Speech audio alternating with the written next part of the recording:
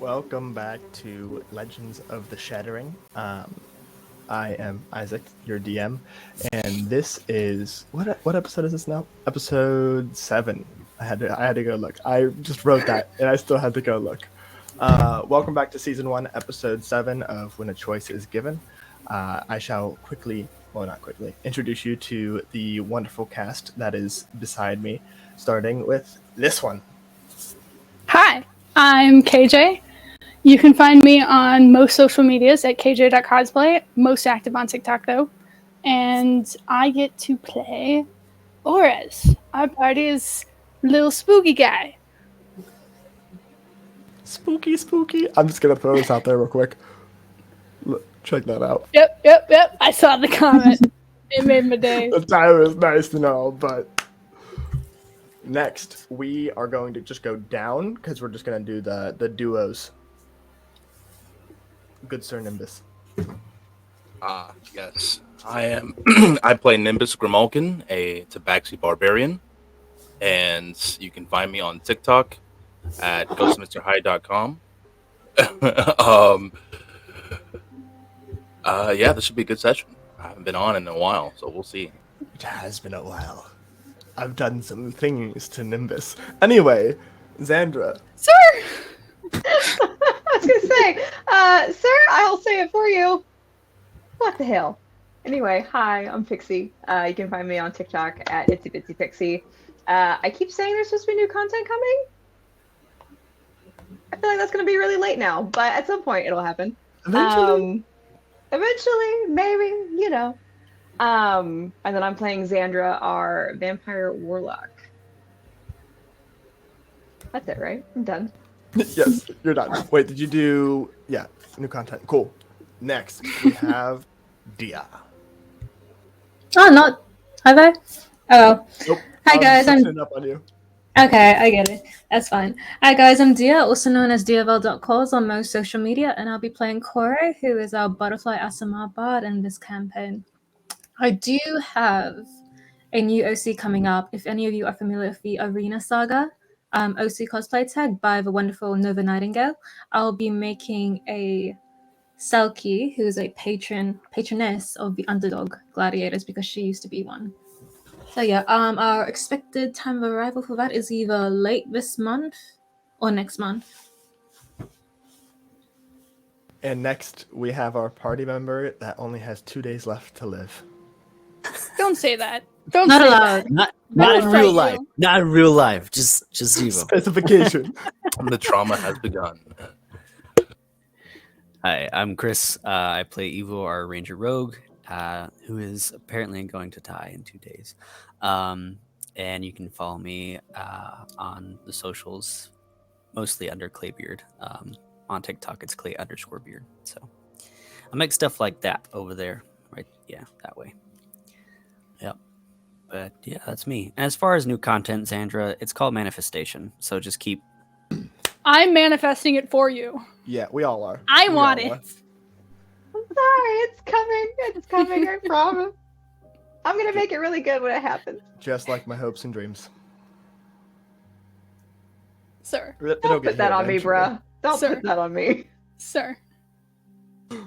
But anywho, real quick recap of last week. Our party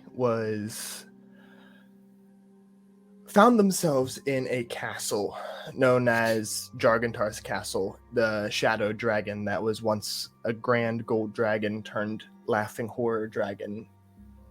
Long story, go watch the episodes. Our party found themselves in this castle looking for a dragon's hoard, which we all know dragons have it. Xandra thought that he was hoarding, crumpets? Pastries? We thought I was after good shit. That's all I remember. I repeated that many times. It was. you could It smell wasn't You could the smell first. The first one. The reason they went to the kitchen, and while they were in there, she was searching for crumpets and found no crumpets. Accurate. But anywho, they ended up finding really nice pillows and mattresses that were enchanted with sleep spells for the guests. Very good host. and ended up finding their way down into the basement and found a door that was opened by a mechanism that the whole party figured it out together and found an entire civilization in space underneath the island. And in doing so, they met Briar, the god of calamity, and he ended up eventually leading them to the Horde, and the party was able to stay there, get a rest in, and kind of get some goodies. And on their way back out, they were kind of looking for Orez, trying to find Nimbus. Orez was dropped in front of them. Orez tried to kill the god of calamity. Didn't go so well. And yeah, the party decided to go start looking for Nimbus again whenever gods started clashing. The god of dread and darkness was seen fighting Briar and breaking through the mountain that they were hiding under. And multiple other gods and goddesses all came in and joined this fray.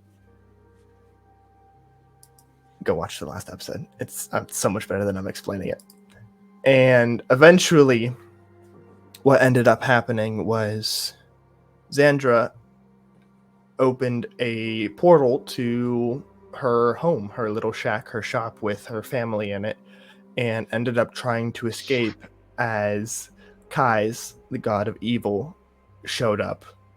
And to meet him, Kelma, the goddess of death, rose from the ground to stand in his way to help these adventurers and heroes escape. And that is kind of where we left off. And as Matt would say, the rest is to be diced.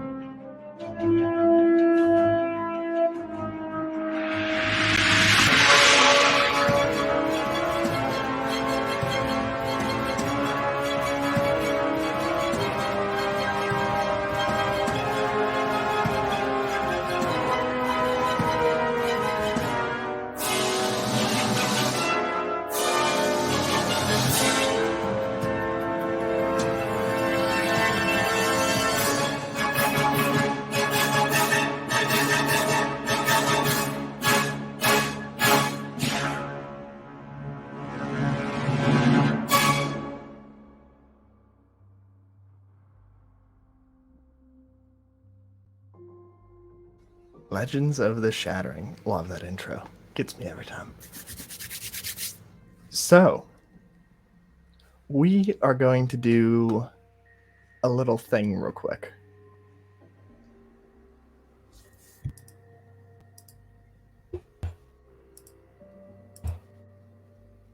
Hello. Hello. What has my good sir Nimbus been up to in all of this? So when we last left Nimbus, he had just said to the rest of the party, "I'm going to go look for Orez." And wandering the castle, he thinks, where would Orez actually be? And he's like, oh, well, Orez likes high places. So he goes and tries to find one of the towers. Just so happens that behind one of the doors that the party has not looked through yet, there is a way to get up to one of the towers. And hang on, I'm looking at my notes. Oh, we can just roleplay it. Okay. So you went upstairs after the party kind of sifted through, and you realized that there was a bookshelf behind the staircase. Yes. And behind you, when you're facing the bookshelf, behind you, you saw the hallway with all the doors that led to the bed chambers that you already checked. And you already checked the balcony. KJ keeps yelling at me because I say it's a door and then a double door. A door is a double door. So when you got the doors that are double, Yes. you see a balcony outside. And you kind of know what to look for. You've been in business for yourself long enough to know where people would hide stuff, or put secret passages. And on your way back through, it's really weird because it's not like one of those cabinets where you would see the drag marks. You can't see the groove that it worn in because how many times it's opened and closed. But something feels off about this bookshelf. And as you kind of inspect it, it's actually an illusion. Okay. And as you kind of walk into it after you swipe at it and realize that your hand passes through, there is a black obsidian door on the other side of it. What's this now? Interesting. Never seen its make before. And he will, do the common thievery skill. Even though he's not a thief, just seeing what Ores has done before, and just check the door and see. Okay, it's not trapped. And he will open the door and see what's behind it. Hopefully, Ores is here. When you open it, you are met by darkness, but you can see steps leading up. I'm 98% sure you have dark vision. Yes. It helps a little bit, but not like you normally pierce through the night. Like it's thicker darkness, almost like magical darkness, but not quite that much. It's almost like when you're trying to look through your fog. Mm-hmm. Yes. And you can only see a few feet in front of you. So it's magical darkness of a sense? Of a sense, yes. Slowly make my way, keeping a hand on the wall so I don't get lost. Just make my way up the tower. As you work your way up, you eventually reach the top. And it feels like you've been walking for a while just for the fact you couldn't see. It's one of those things where you can't see how far it is going up, so it kind of disorients you and makes you feel like it's a lot longer than it should be. But when you reach the top, it's weird because you walk up the stairs and it's almost like spiral stairs going the inside of the tower. And as you make it to the top, there is a railing that kind of goes right next to the opening. And on your left, as you're coming out, you can see there's almost arches going around the whole thing. So there's a couple pillars, but there's no actual walls. It's a very open concept of carved, almost black obsidian and black stone tile. And on the ones, there's almost like a wraparound porch around the outside of it. And as you walk out, there is a dark oak table with a single chair. And you notice that there's a very, very strong alcohol. Whole bottle of it in a small shot glass next to it. How big is this bottle in relative to Nimbus's size? Like a gallon. Okay. So like a mini barrel for you. If there's no one around or anyone noticing this happening, Nimbus is going to empty one of his water flasks and put some in there. It's been a rough time. I can understand that. Oh yeah, it's been time. You're kind of doing that, and you almost hear something in the back of your head. And it's a new sensation for you, but the last time you felt it was before Lamra teleported you all to this island. And you hear the laughing in the back of your head. And as you listen, it starts to get louder and louder and louder. And as you kind of suppress it a little bit to kind of finish gathering in your surroundings, the only other thing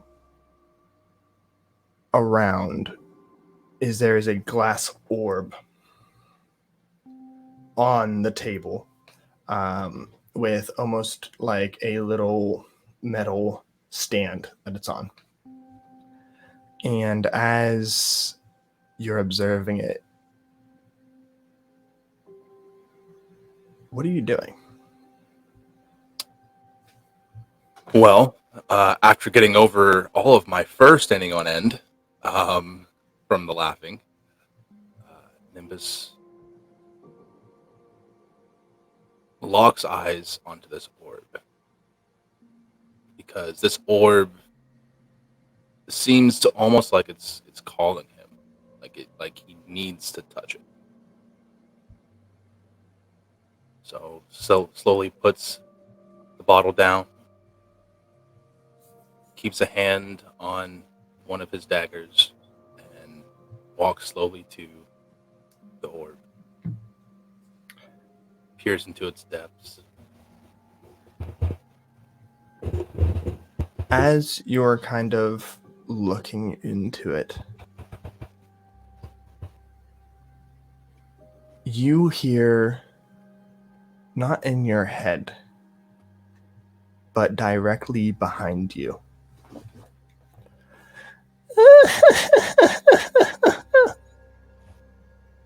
What? Who's there? And it will spin around. and as you spin around, you see the tall, looming figure of a laughing horror. Without horns, with black, almost liquid hair, but you can see gold and white strands in with it. And same as before, you see the gold tattoo right under the eye of what was once your mentor. No. How are you here? How are you here? You're not supposed to be here. It takes a step towards you. Nimbus's breath quicken, and he backs into the pedestal, knocking over the orb. He's trying to get away. As you back up and you bump the table, you hear the glass orb fall off of the pedestal.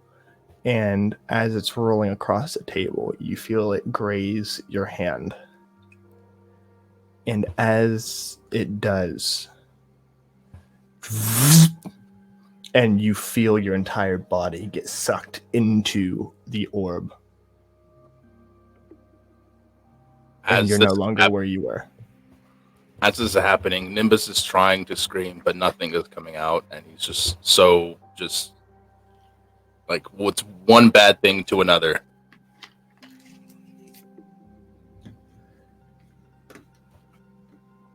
When you open your eyes, I'm going to put you on the spot. What do you see?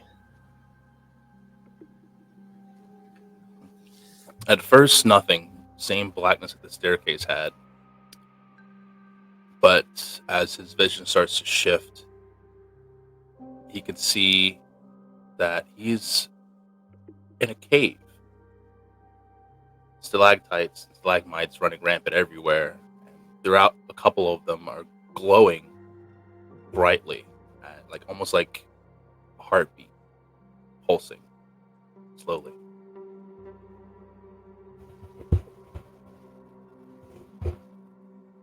And he stands slowly and sees...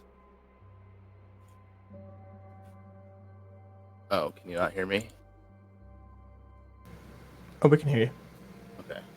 That's just me DMing you a question for future reference. Okay. Stands slowly and looks around and sees that everything in there is like wet, as if it's coming from the earth, and then all of a sudden steaming, and then you realize it's kind of hot. It's not. This is not where he was before at all. And he starts to make his way because he can see that there's a path that's cut through all the rock face, and just keeps going on until it gets windy at first. It feels like he's going on for at least an hour walking in this dimly lit place.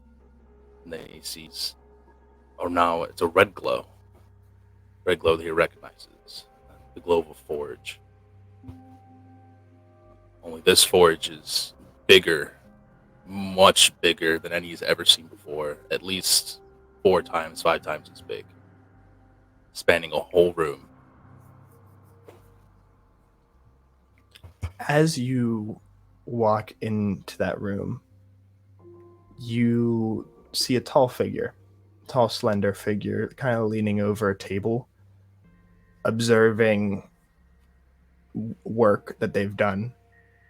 And you see a dark red with almost purple tinges of skin, the color of their skin.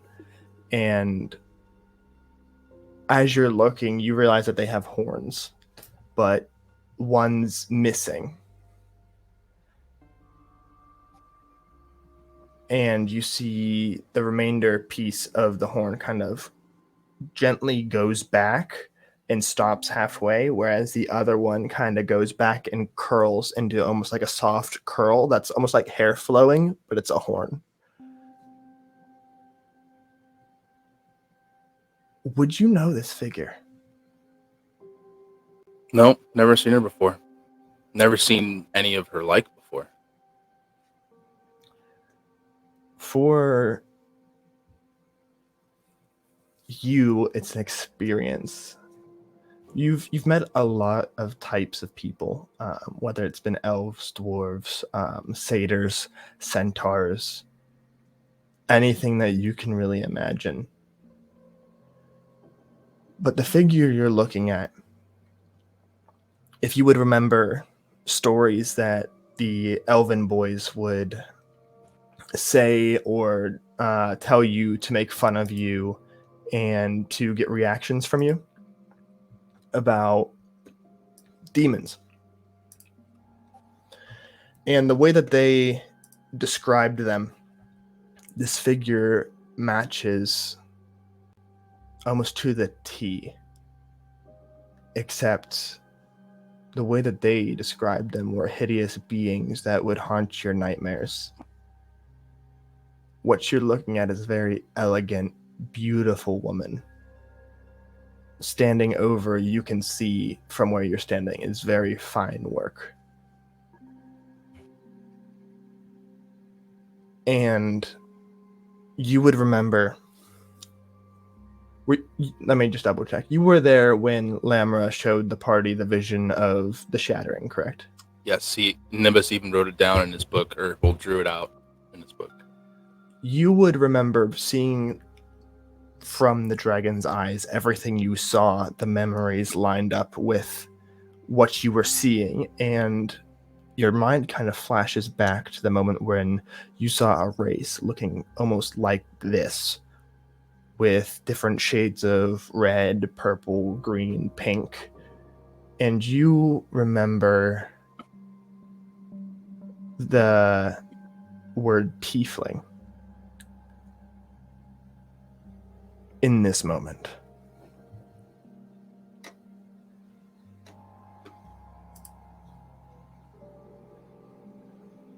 Slowly, Nimbus enters the room. I believe it's just an opening. It's not, there's no door there at all. So yes, it's kind of like a cave opening to a bigger area of the cave that just happens to be a massive workshop. Yeah, and he'll keep to the shadows a little bit as much as possible until there's no other way to go about it, and just enters the room. slowly, a hand on the pommel of his rapier. Just this 3 foot nothing cat just strolling in this dark, damp cave, looking up.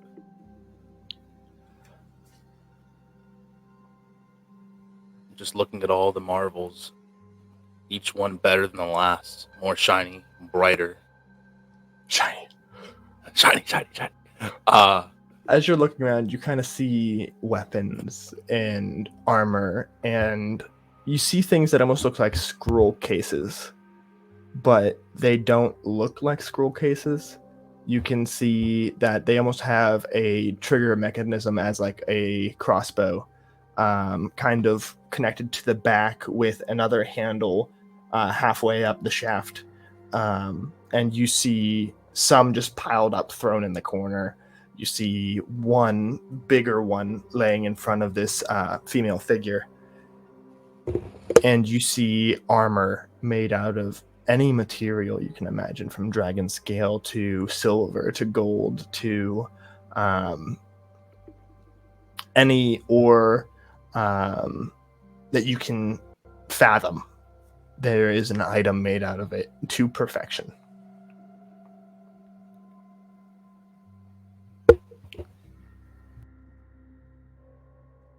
Almost like a knee-jerk reaction, Nimbus just lets out a, "Oh,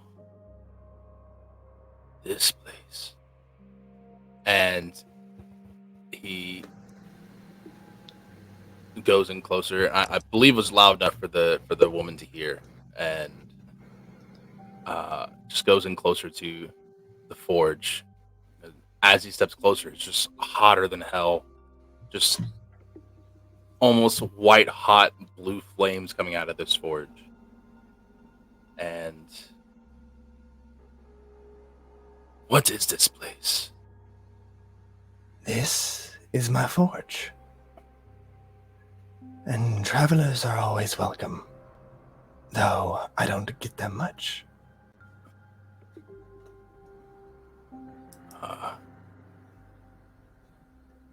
I hope you don't mind. Was running from something and touched an orb. And now I'm here. Where is here? You are far from home, though you wouldn't know where here is. This is the last area uncorrupted by shadow in Fiamilin. And I am her guardian. And she kind of like very gently presenting the little cavern you're in. Fiamilin. Interesting. When she said Fiamilin, you would remember the one part of the world when it shattered and it started separating. It was one of the ones that the dragon died before it could reach it, and you just saw laughing horrors walking over everything. It almost looked like black ocean just over the landscape.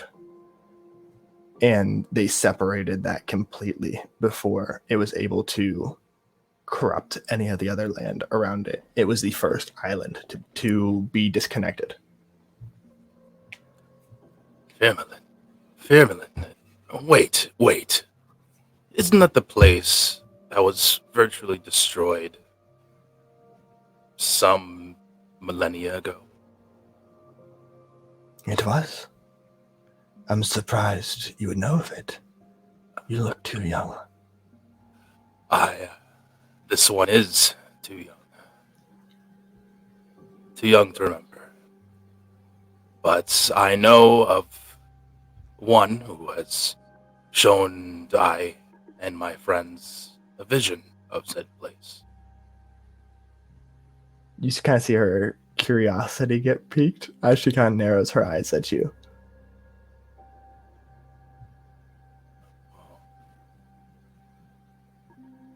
I just need to know how to get back.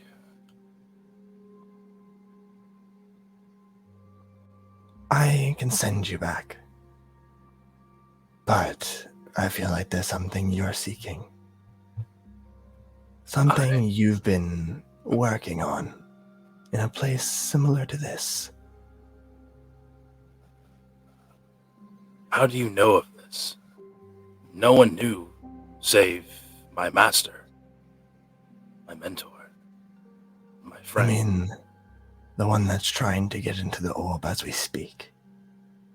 What? And he'll spin around and notice, of course, nothing is there. He's just in a cave. But What? and okay, how do you know these things? You know, some people call witches look into seeing glasses. Well, I may or may not have poured you into my seeing glass. And that was yours. But it was in Dargentarth's castle. How did he come of it? He is a collector of rare things. Yes, most dragons are. Why do you think I was in the tower? We were making a plan on how to free this world. But his hands were full, guarding those people.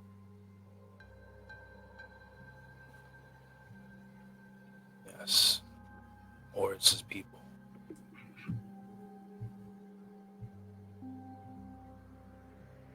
Well, since you know of this project of mine, I will show you, and he'll pull out another book, completely different. This one much larger than the book that he and Oris shares, and place it on the table. Flip it open. This leather-bound black book of all of his designs and inventions, little tinkering things that never came to fruition just because he's been doing it on his own. He wanted something that was different than what his master was teaching him, trying to surprise him, and then he got banished.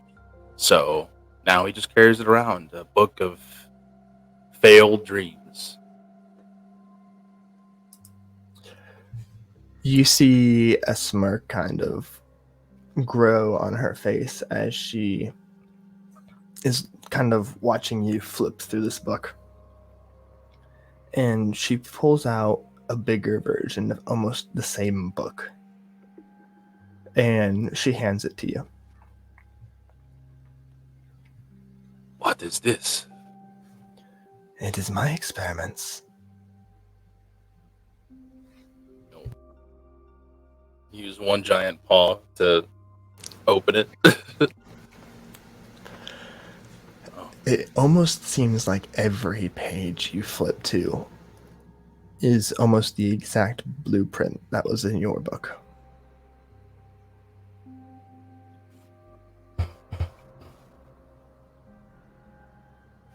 These drawings. Every single one of them is identical to Nimbus's, and yet different in some way. What did you study those off of? All the books that were in the Elven Library, where I was taught. You must have been reading the last book of the Thundermongers. Thundermongers. Yes, I do remember that name being mentioned. Who are they? Who were they? They were craftsmen that could create items that could harness energy, lightning, thunder, That's why they got called thundermongers. And you are looking at the last one. You were one of these people? I am one of those people.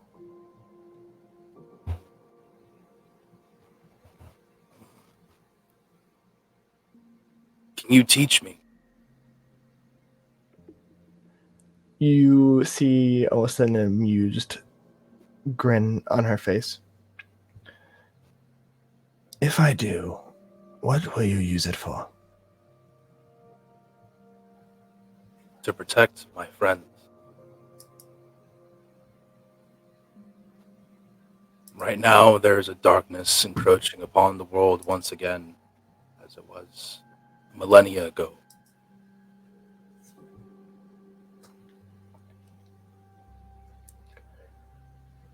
The shadow spreads. But you and your friends already know that.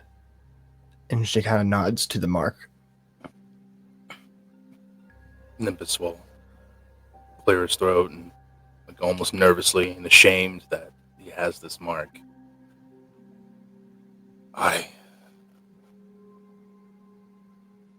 Darkness does spread.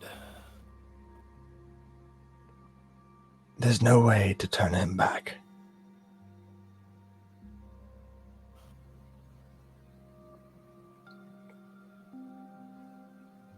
So he's gone. Forever. I mean, if Kelma is good to him, reincarnation might be an option.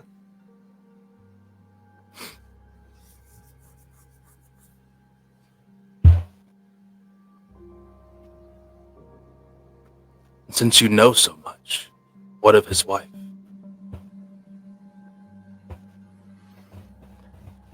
I only know of him because he left the Veil of Elven Magic. You know elves. They're quite secretive. So there's a chance she might be okay. There's always a chance.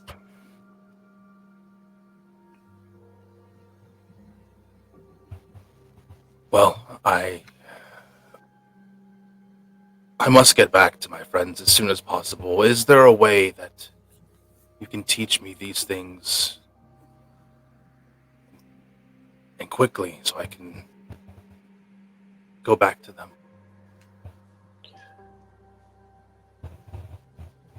There is a way, but it is very taxing on the mind.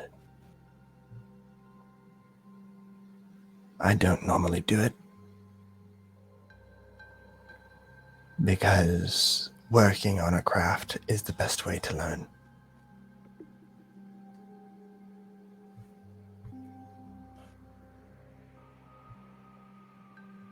Nimbus takes us in and looks down at his paws, slowly clenches them, and looks back up at her. Nimbus's mind is for your molding.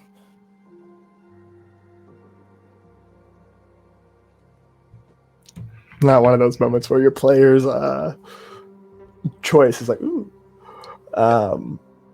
You see her smirk turn into a grin.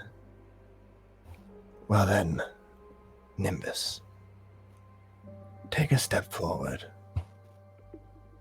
He does so, slowly but with determination.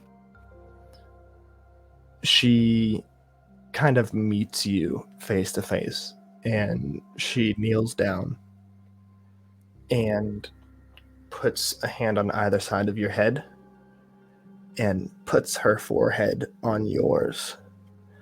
And as she does, it's almost like when you put two phones next to each other and they can sync memories. That's basically what's happening right now. And you're getting hit with all these memories of hundreds of hours of smithing and building and making these contraptions that shoot lightning and can crack mountains. And you unintentionally get a file that wasn't meant to be transferred to your phone. and you see her with half a dozen other people limping away from a dark forest as you see horrors walking out, and you see her standing up and shooting almost like this cannon off of her shoulder, and you see it blowing these horrors apart.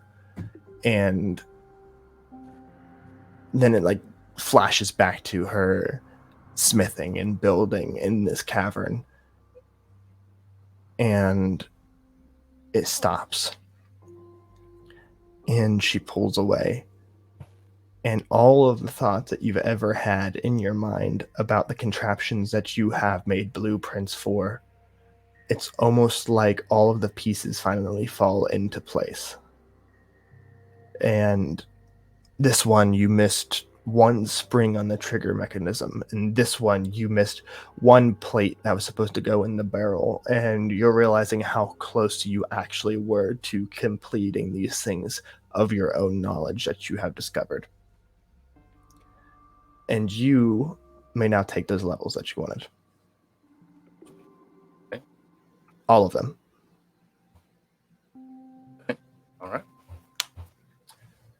And you see her kind of stand back to her full height.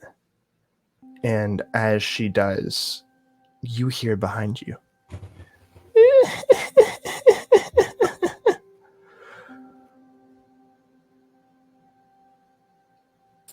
Nimbus, almost without thinking, spins around, draws his rapier in one hand, and draws a dagger in the other, and throws it towards the sound almost without even looking at it, just to try and like get some distance if need be. Go ahead and roll me just a flat attack roll to throw your dagger.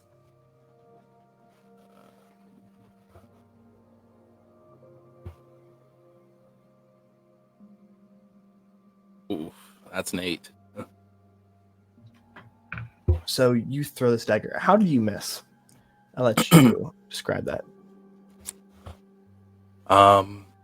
As it was basically a blind shot, the dagger is flung wide, but just manages to actually get in the same direction as the noise and glance off a rock. And it was one of those rocks that glow, and as it strikes it, flame erupts from this glowing rock. And in the back of his mind, because he's just like hyper focused right now, he's like, I want to explore that later. Okay. And prepares to meet this new danger. You throw that dagger and you see that it goes wide and hits the rock, and it kind of sparks, and you see the fire. As that all happens, you almost hear like the same sound that you've heard when people teleport, like that. But this time it comes with a concussive blast that you feel coming from over your head. And you feel this force and this noise, and it's almost like a concussion grenade went off next to your head, and you're dazed, and it's almost like all of your senses are kind of mangled a little bit, and your eyes are blurry in your vision, and you can't make heads or tails of what you're seeing. But what you think you're seeing is the entire body of this laughing horror exploding. And as the body parts fly apart, turning into shadow and almost like this goop that sinks and goes into whatever surface that it hits. And as your vision refocuses and you're blinking and trying to get your senses back oriented, you realize that that's actually what happened. And as you look over your shoulder, you see this figure with what looked like that scroll case on her shoulder. And you almost see like smoke coming out of the end of it.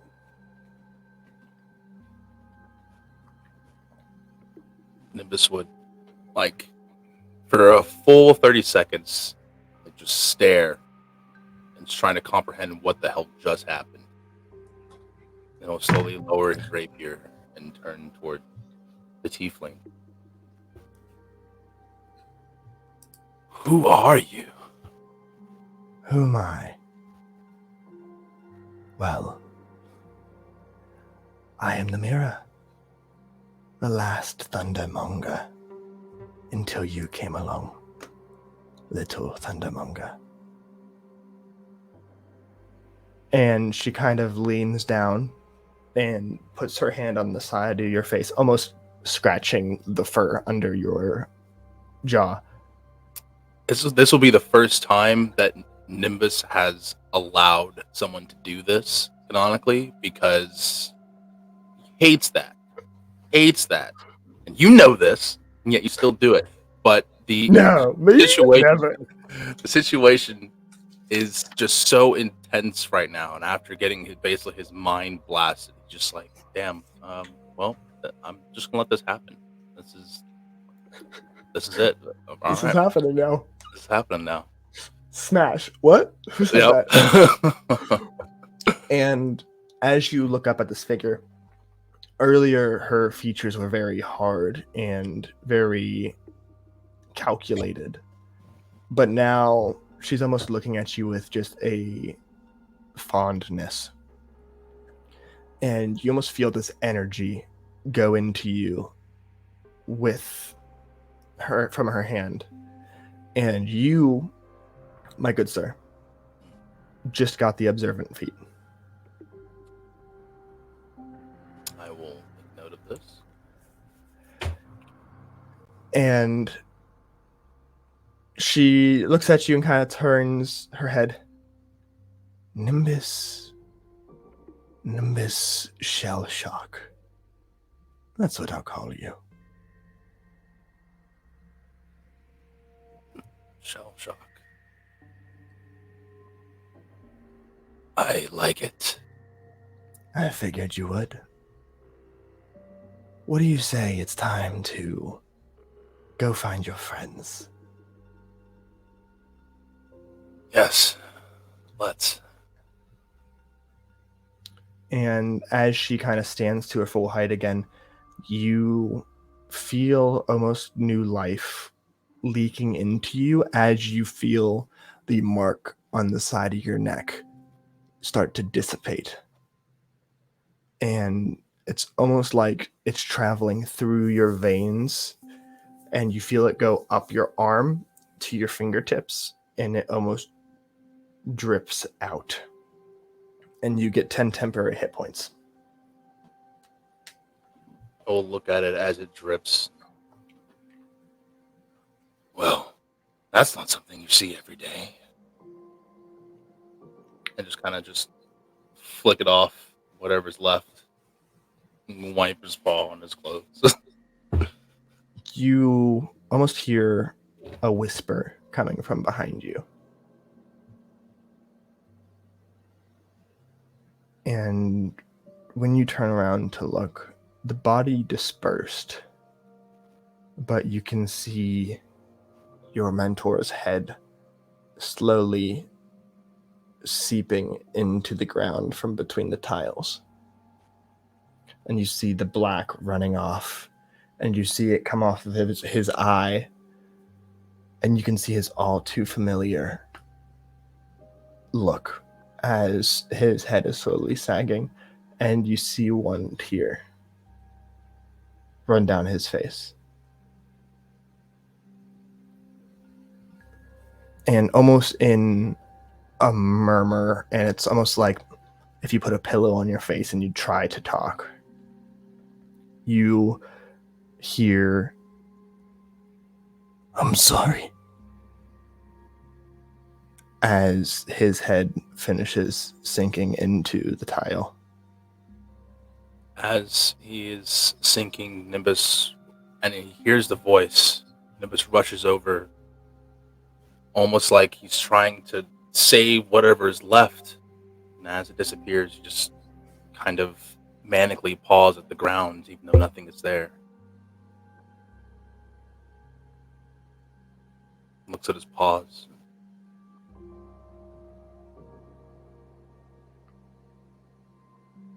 again.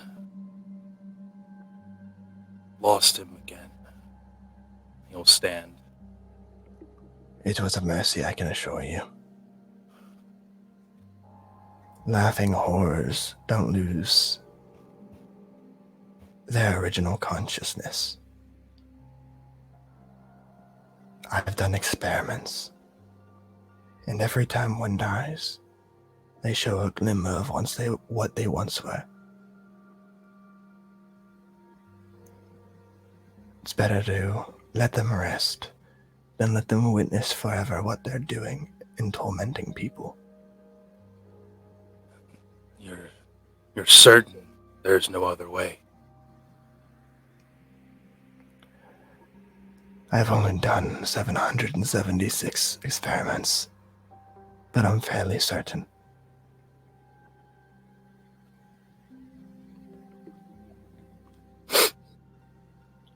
Wipe his face. Let's go. She kind of steps forward. I cannot leave this place quite yet, but when you have need for me, call. And she hands you this little sack that she's been packing. That should be all of the materials you need to build your own. How big is this sack? It looks like you're Santa Claus right now. Oh my god, okay. And as she hands you the sack, she places her hand on the top of your head, and it's almost like the same sensation of being pulled into the orb. You're pulled into her hand. And everything goes black.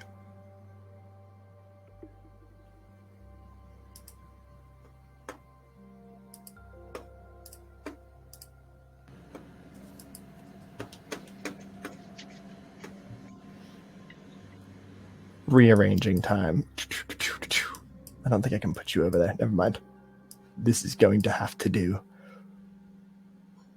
I mean, I could just... Boom. What are you all up to? After Auras had left Briar's side, because there was, if I'm remembering the layout of the shop correctly, a room between the one that Auras was in and the kitchen. Yes. I think that's fairly accurate. I kind of forget where because we'd gone into we'd gone. Not gonna lie. We'd gone into the main room, and then you said Right. you went through a different room to put Briar in the tomb, and that the kitchen was off a different direction. So there's at least one room between. Yes. So we'll say for arrangement, the main area of the shop where customers would be is between the tomb room and the kitchen. Even though Auras, they didn't promise anything, but after Briar said that they should go and be with the rest of the group because we need to all be together, they walk to the door to the kitchen and almost go in, but will pull out their version of the sketchbook that Nimbus carries, find a corner, and sketch out what they remember of each of the gods and some of the scenes that they saw, so that they can recap Nimbus when they find him. Y'all gonna make me cry. We're just hit an hour in, damn it. Keep it together. I was gonna cry, okay? Ivo, you're still drinking, correct? Or is this... Yeah. Or so we're kind of picking up off of where we left off last time, where it was very hard.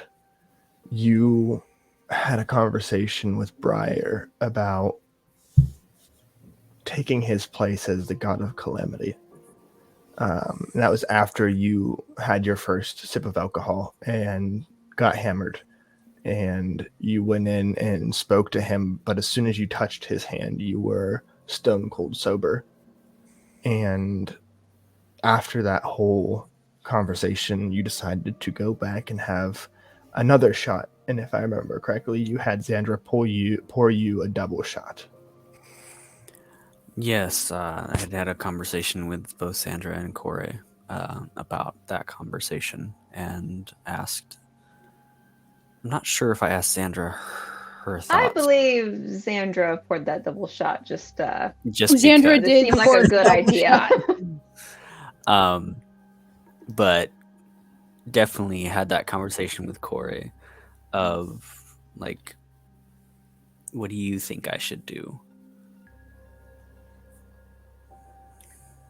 To which Corey sort of spoke to him about pros and cons, but ultimately she would support Ivo regardless of which decision he chose.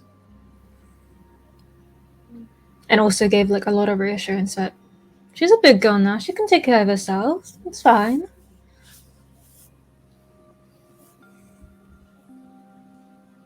Do what you feel that you must. Even though Corey herself is ready to fight Niall for time itself. As they're having this conversation, Evo will just slide the double that Xandra has poured in front of him. I just don't want to make you feel like you've been abandoned. I know you're strong, and I've seen you grow so much over these last few years.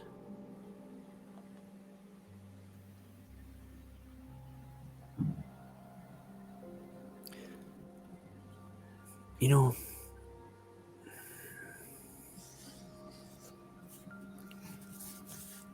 at times I feel like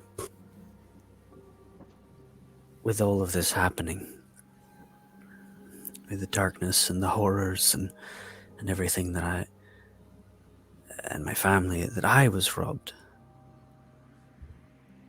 of having a life and having that family, of settling down and having children.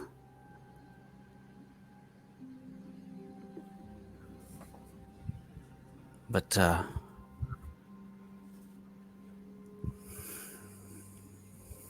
Corey, you've been like a daughter to me, and for that I'm grateful.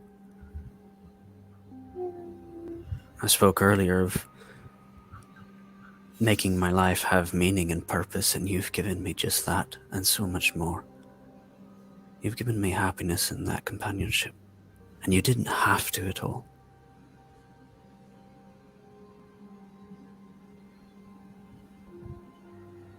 So thank you.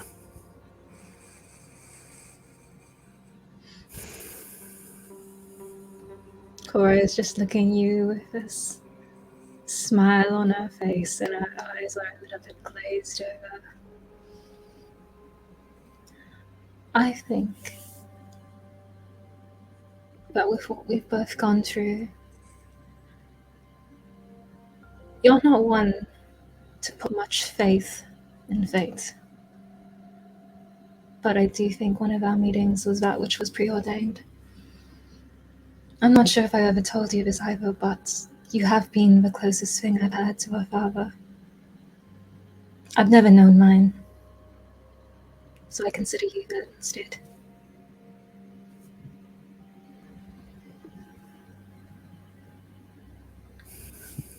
Well, it's been a true honor to be that for you. Definitely something I can drink to.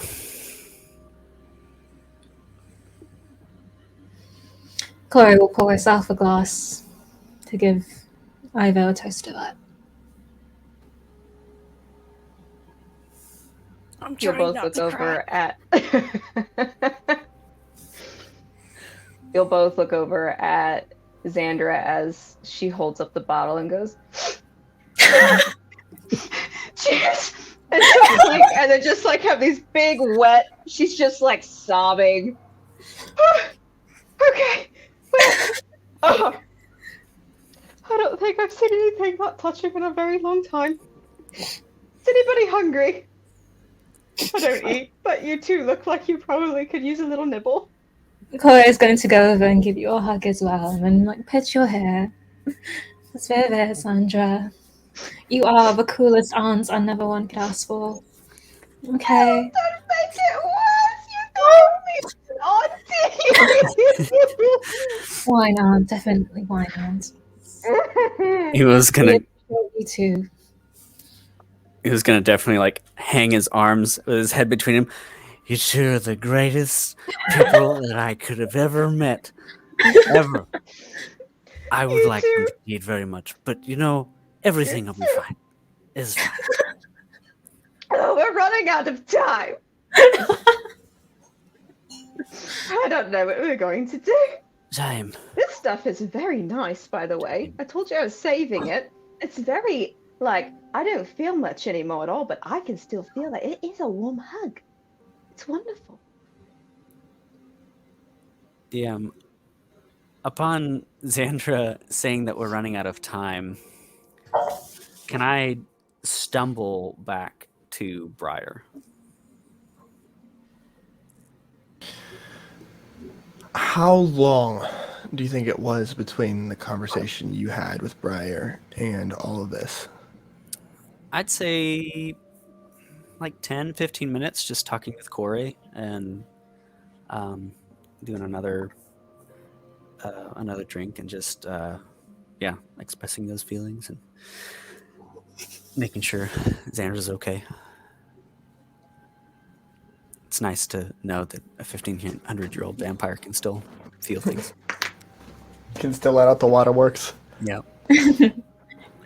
You can.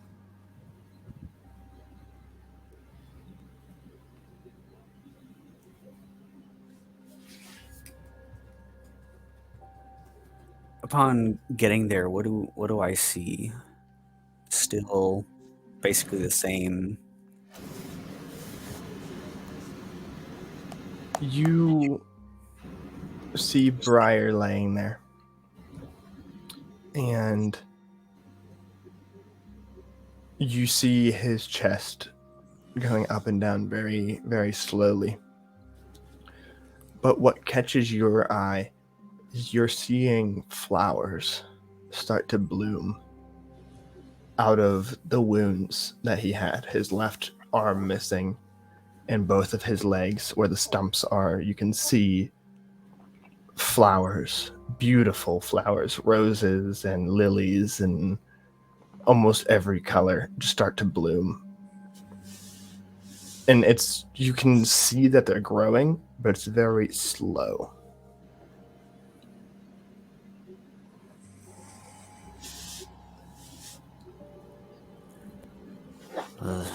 Those are new. It brings out the color in your eyes. Psst. Briar. Psst. Hey. What? I was thinking about what she said.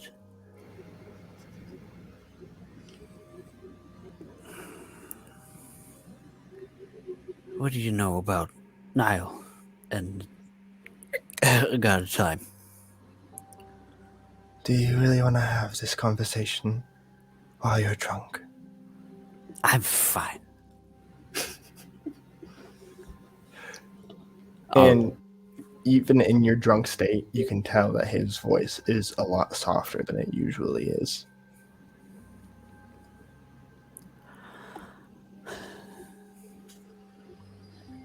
Let me see what I have here. I don't have anything because we didn't take a long rest or anything. Cool. Okay. I told you.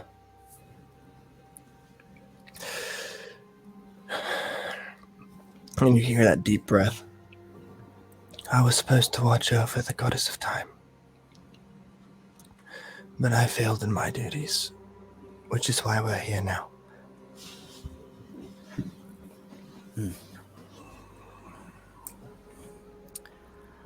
Well, you know, I'd really like to give Niall a piece of my mind, but I can't really do that in this squishy little state here that I've got. I made a lot of promises tonight already. I made a promise to Auras that I would help her find Nimbus, and I promised Corey that I would love her forever like a daughter, and I'll make one more promise. Once I'm done with my promise to Auras,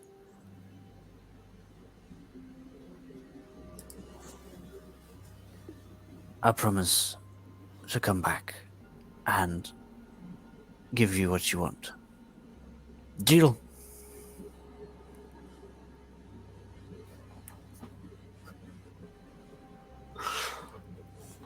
You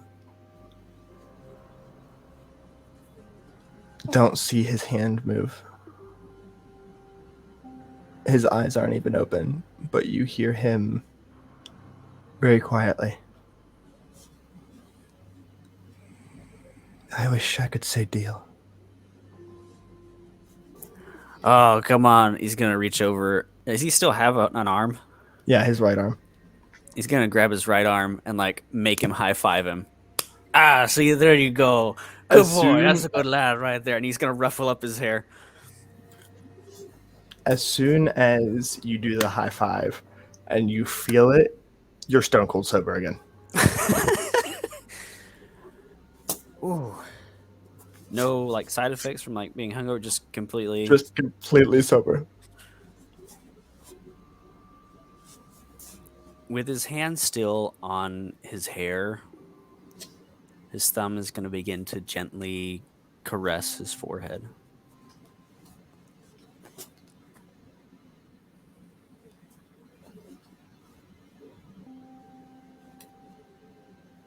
You're a lot like me.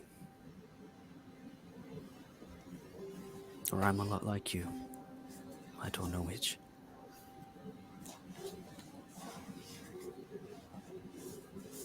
But you were made to grow up far too soon. Given much to deal with at a young age. My mother always said that the circle of life and the cycle that it takes is what gives us meaning and purpose. To be born, to live your days, and to die, to make the most of the years in between birth and death.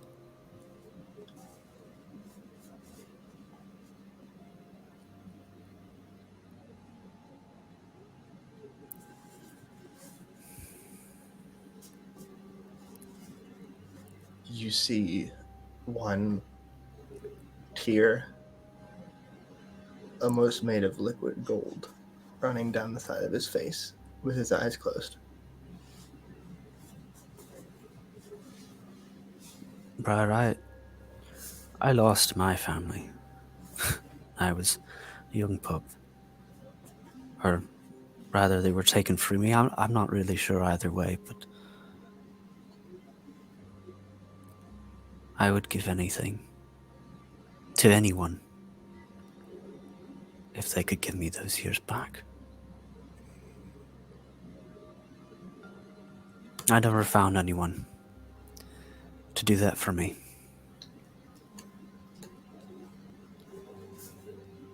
I heard you say something about Misty. Who is that?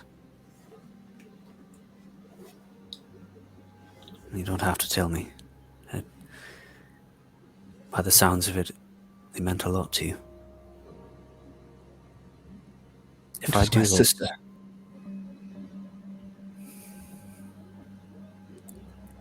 She was the second to last to go. I was too afraid, so I ran. I left my own sister behind.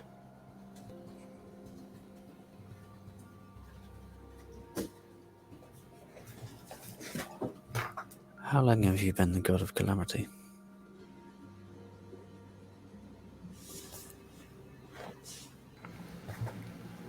I lost count after 7,000 years. Have you been torturing yourself with that guilt for that long?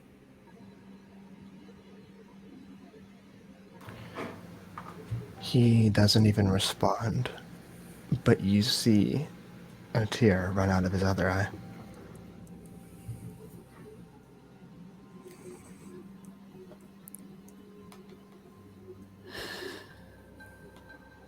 It seems you've... In that moment, it's almost like a thought in the back of your head. But you hear very faintly, there's one thing that's more powerful than time itself.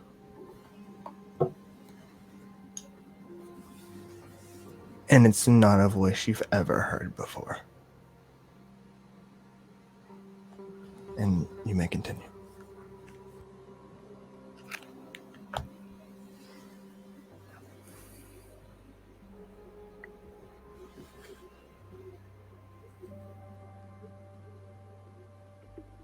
You've been giving yourself a message that you're no good because of that, because you left your sister behind.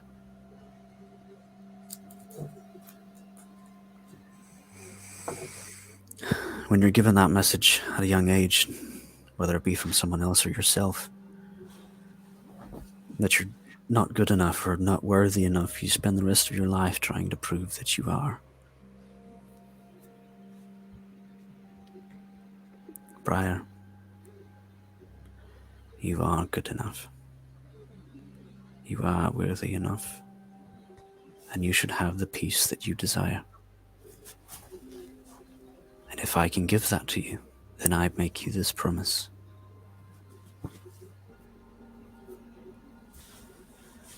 Let me complete my promise to Ores, to find Nimbus for them.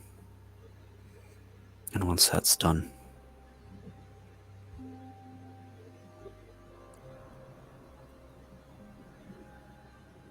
you'll have me. If you weren't watching, you would have missed it. But it is the slightest nod of the head you've ever seen. And the tears haven't stopped.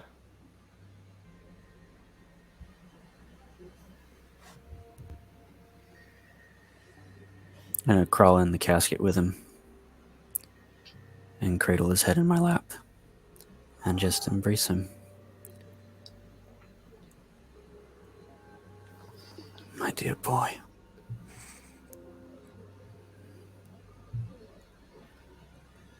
Too long have you suffered at the hands of others and at the hands of this power that's inside you. Rest, please. Rest now. Papa Iva. You feel a very shaky breath exhale. And almost in a moment, you feel the rise and the fall of the chest back to what you know as sleeping.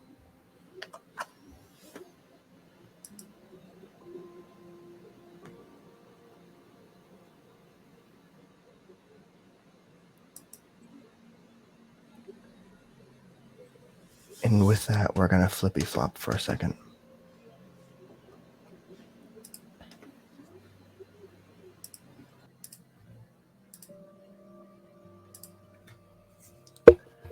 Nimbus, as you appear again, you appear at the bottom of shattered stairs. You can see a blown up trunk of a tree. And as you're kind of looking around, you look behind you and you see this hole that almost looks like it was dug out, going straight back into this mountain. and going straight down.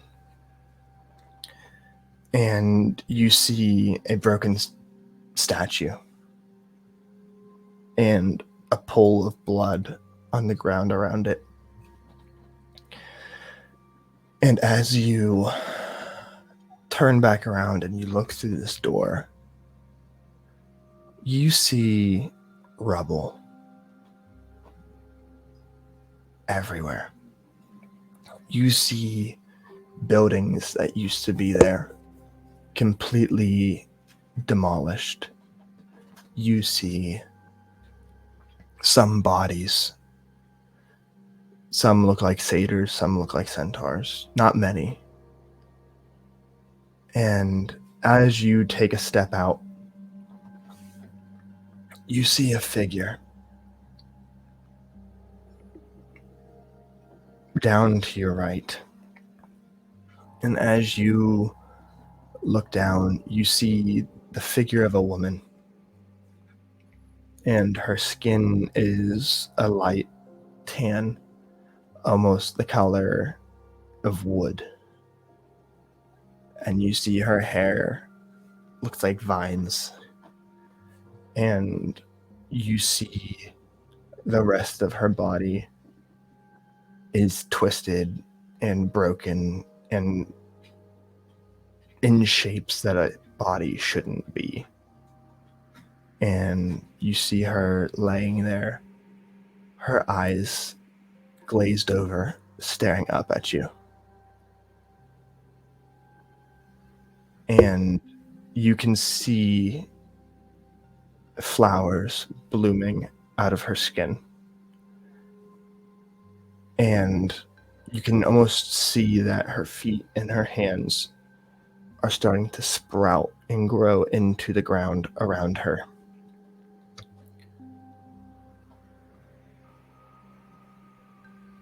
And you continue to walk down. And you see a black figure standing tall, sword in his hand, almost glowing with runes, unmoving. And as you kind of walk up, you see from underneath his mask, black and gold, running like a waterfall from his neck down his chest.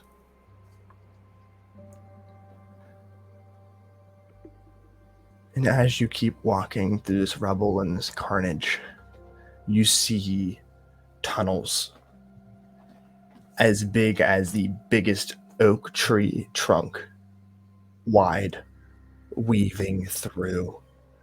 And you see a figure off to the side. You can't really make out what it is, who it is, but you see red over top of these rocks. And it almost looks like somebody was taking these building stones of a foundation and throwing them at this figure. And you see out of the red, black and gold flowing from this figure's mouth. And you can see their hair is almost flowing crimson red as blood running down these stones, as all you see are these eyes staring daggers back at you, but unmoving and unblinking. And as you make it to the courtyard of what you could tell was once this grand village of all different types of races,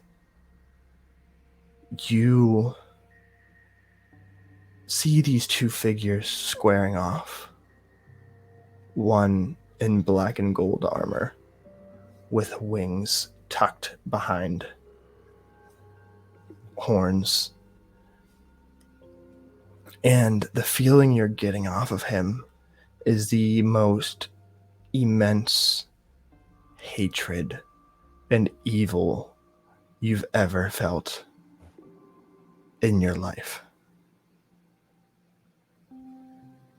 And standing on the other side, you see this woman that stands about 3 feet shorter with a staff in one hand and a skull resting atop her forehead with horns coming off.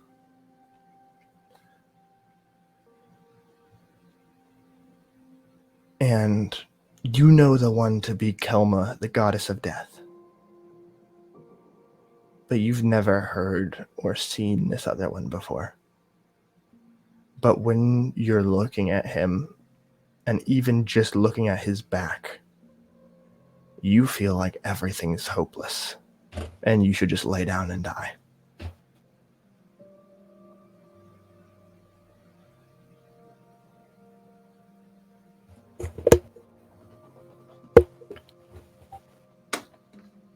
Honestly, after all of this, Nimbus is not surprised anymore. It's just the emotions have drained from his body. He's left a husk. And yet, still, this fear wells up inside him. And all he can do is just watch in horror and a little bit of awe as these figures are in the sky.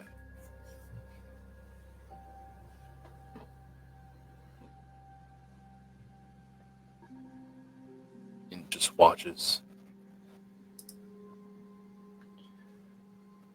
As you're watching, and you're kind of taking it all in and trying to figure out what's going on, you hear Kelma speak. Go. You know I will not let you past me. And if you want past me, you're going to have to kill me, and we both know you're not strong enough for that yet.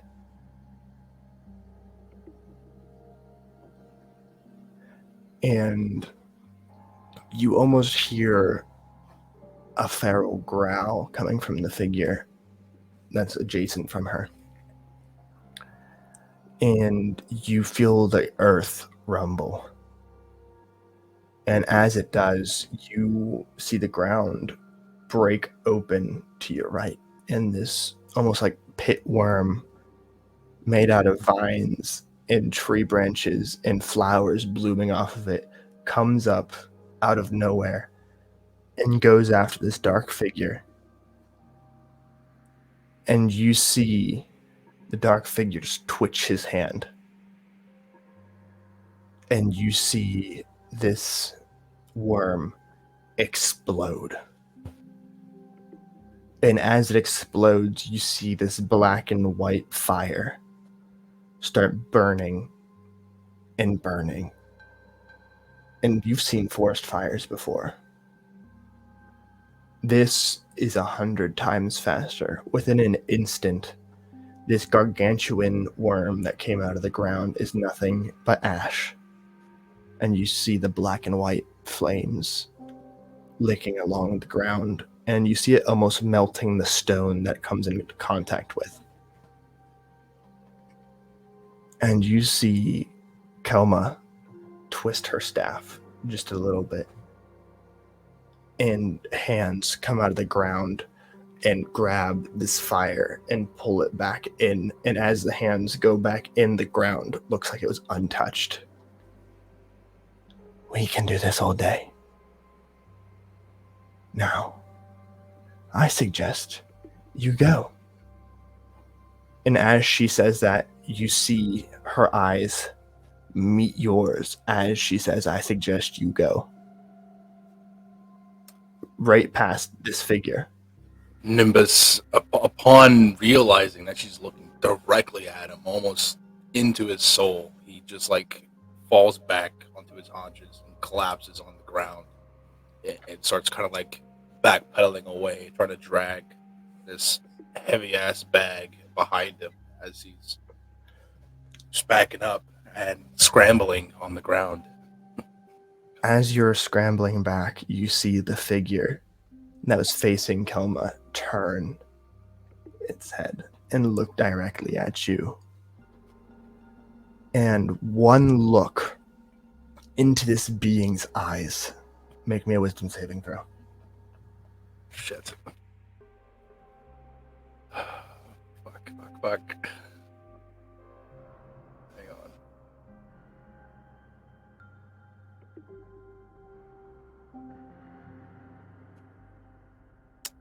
That is an 18.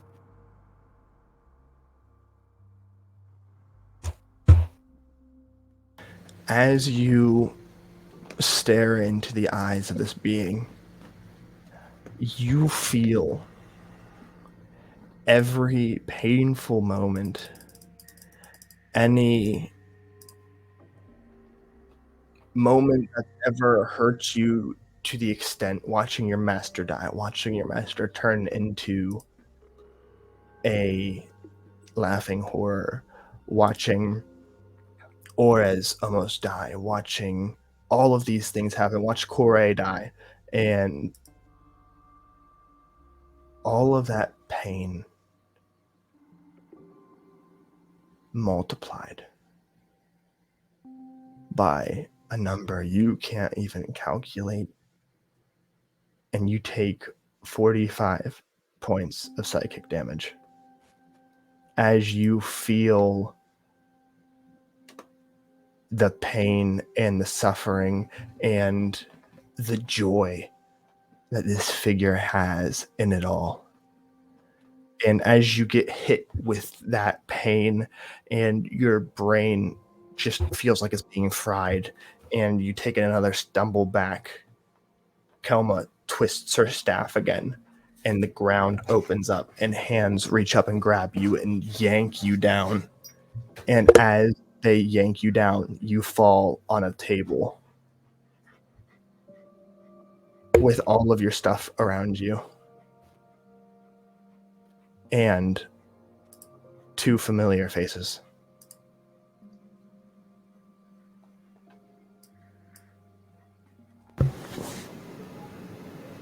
As Nimbus falls to this table, the wind is completely knocked out of him. He is borderline unconscious almost from the sheer force of falling. Just looks around. It's almost like he forgot to even come into this castle for a split second because he just doesn't recognize anything, doesn't recognize faces.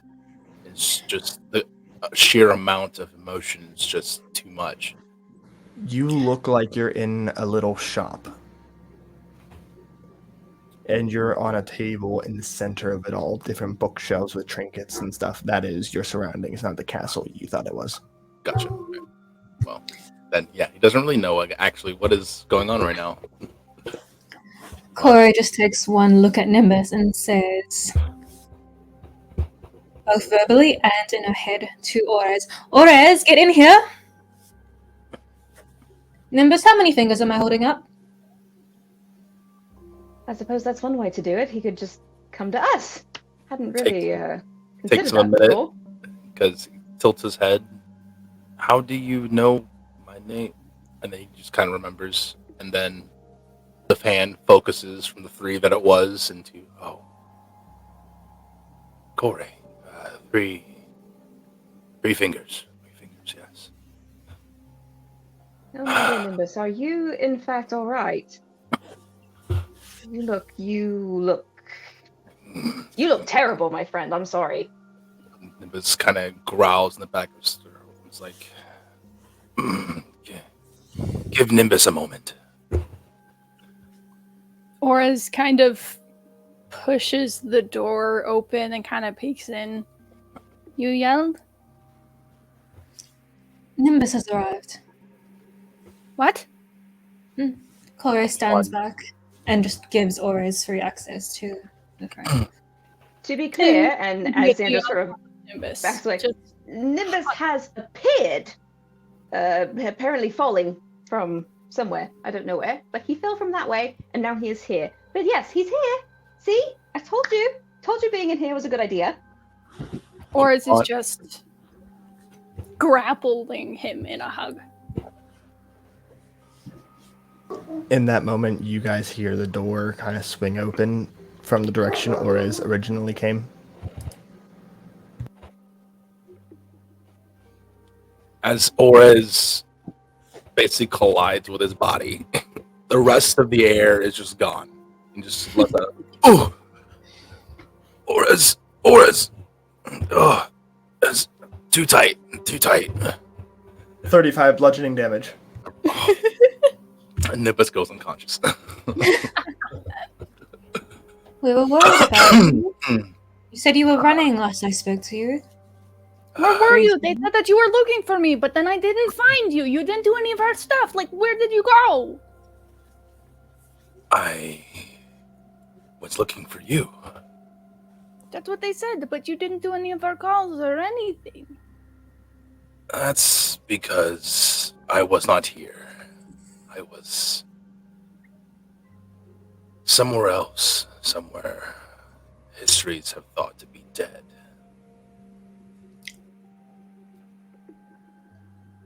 Oh dear. I met someone. I met someone there. Do you remember in the vision, the horned people? I believe. What? I believe the horny lady called them tieflings.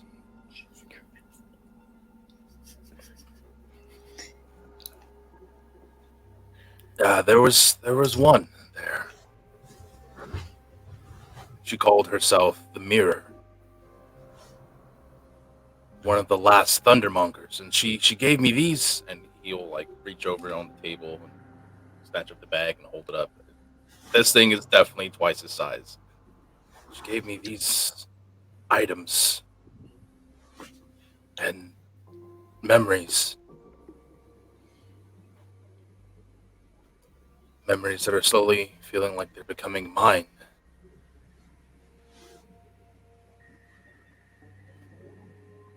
Dark times, millennia's past, the first shattering, now lost all of it. Or is it just like looking over him with a very worried look for any injuries or anything, because he's making no sense in Orez's brain? Yep.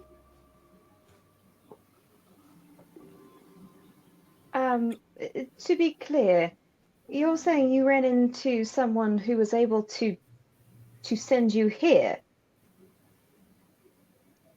Yes, that's what I'm saying, yes. Oh, What was the dear. last thing you saw before coming here? Well, I saw many things. There was a battle. Two figures in the sky fighting each other. One with a staff who could summon hands from the earth, and the other, and he kind of trails off because his eyes glass over as he's remembering the fear in that moment. Orez will flip back a couple of pages and show him the very crude drawing of Kai's. This man? You'll see his eyes widen, the pupils like tighten into very thin lines, slits of pure abject horror. Yes, him. How do you know? How did you get out of there alive? And we'll just continue to flip back a few pages, showing all 8 of the gods that they had seen in one day. And he'll put his paw out and stop Orez on one of the pages of the goddess with the staff. Her. She's the one. She's the one who saved me. She summoned the same hands and pulled me into the earth. So he just barely missed you. Kelma sent us here as well. Oh no. Kelma sent Briar to us here as well. We were just there. Orez will flip back a couple. This is Briar. He's in the other room. I don't remember seeing. look quite like this anymore. He's missing a few limbs. I'm gonna throw this in there while Aura is flipping through, explaining what you kind of saw and putting the pieces together for you. The first figure you saw was the goddess known as Viridian. Her body growing back into the earth at which she controlled. The second one, the black armor standing still, was known as Merle, the blackbird. The You can third, see on the sides of that are little notes that Oris has scribbled. The poem that they memorized as a kid about the terror and the horror that happens when his sword is drawn, and just little things like that that they've written on the side of each of these portraits. and you remember him having his sword stabbed into the ground, kind of holding himself up with it. And as she flips, as Oris flips the page, and you see the next one, just a very fluid body.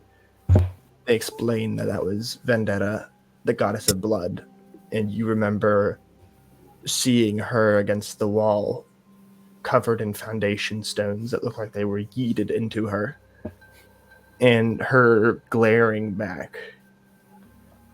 And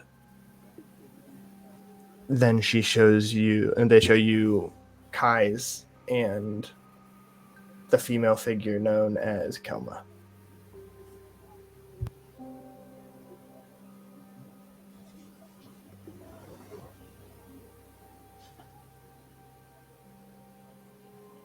I can't believe we missed each other by mere minutes, it seems like, because if you were there, how did you get there? I don't know. I just kind of showed up because Briar threw me on the ground. There was a door leading from the dungeons in Jargon's castle. Joggins. It was connected. It was below the foundations. Indeed, an entire city, actually. The battle was intense.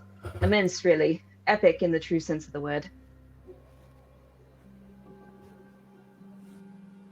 This place has many doorways, it seems.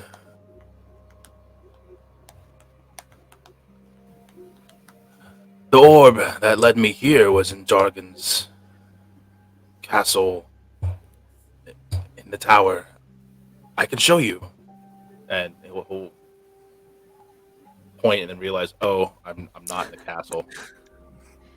Yes, unfortunately, we are not where you probably thought you had been dropped. This is actually my home, the shop I had mentioned before. My family is away in a safer place, and it is not as neatly and tightly hidden as it usually is, but it is still, in fact, outside of space and time. If that does not draw you too much, my little furry friend. But we are, in fact, quite safe from the calamity that was that before. Very far away from that right now, indeed. Xandra, you hear a noise. Yes. Xandra will snap her head up very quickly. Everybody stay very still. Nimbus is not going anywhere. God him and God Briar. I don't know who that is. Sounds big? Give me a moment. And she'll blip away from you in this room and teleport herself upstairs. Evo reaches over to grab Grendir and then goes back to back with Nimbus and kind of leans up against him. It's actually good to see you all in one piece, for better or for worse.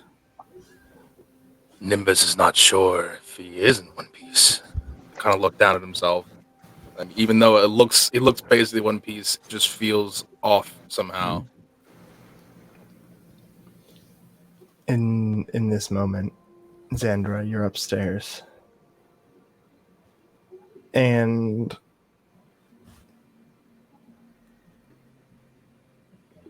you hear the noise again, almost like moving or walking. And it's almost like very heavy footfalls.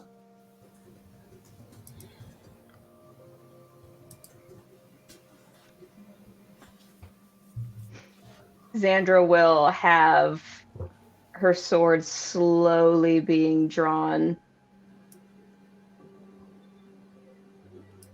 Whoever you are, I did not invite you to my home. And she'll just sort of take her sword all the way out and have it sort of just at her side. There's a lot of rearranging, sir. There was. I like trying to add things. And it's like, and you all take psychic damage.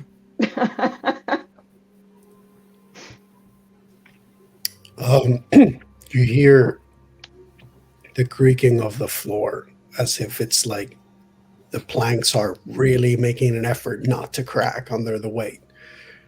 And as you speak, you hear the last stop.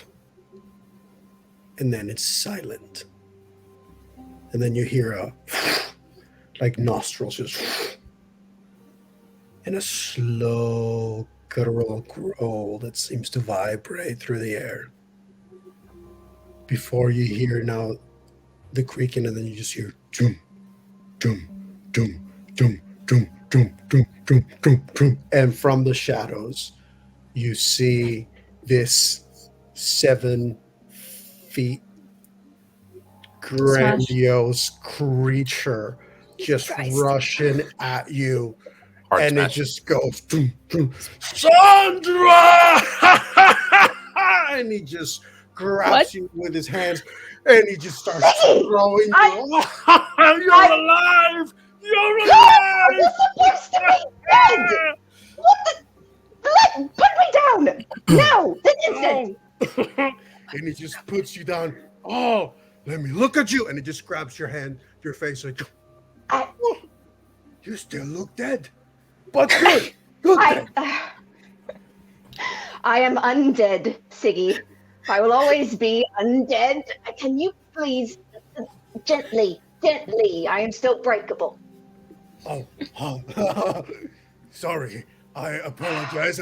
I wasn't sure if I was going to find you, but you're here. So you made it. How are you? Oh, you also look good for being not dead. Where have you been? Oh, I've been everywhere. So many places. You see, after I recovered and you were all gone, I tried to look for you, but I couldn't find you anywhere. So I looked, and then I looked, and then I looked some more. And after a moment, I had to stop looking because there were people who needed help here and there and the other places, and I helped them. I did, and then I looked some more, and finally I just started just flying. Well, I can't fly. I can glide though, and you see his wings just kind of like spread behind him, and he just like wiggles them a bit. I can glide. Good, I can glide, and so. Eventually, I started speaking to mages and artificers and all of these things, and I started traveling through the plains. And finally, I caught your scent. I did, and so here I was. I found the place, and I looked around. That's what it is. Oh, yes. The defenses are down. You shouldn't have been able to find me in the first place. You haven't been here. I've forgotten. This is Lamra built this for me. This you see. Yes. And it's out of space and time. It's very tricky that way. And it did, under Lamra's protection, have some specific wards on it, but her and I are unfortunately not speaking. Not because we had a fight, we are in very good terms, I believe. I hope so.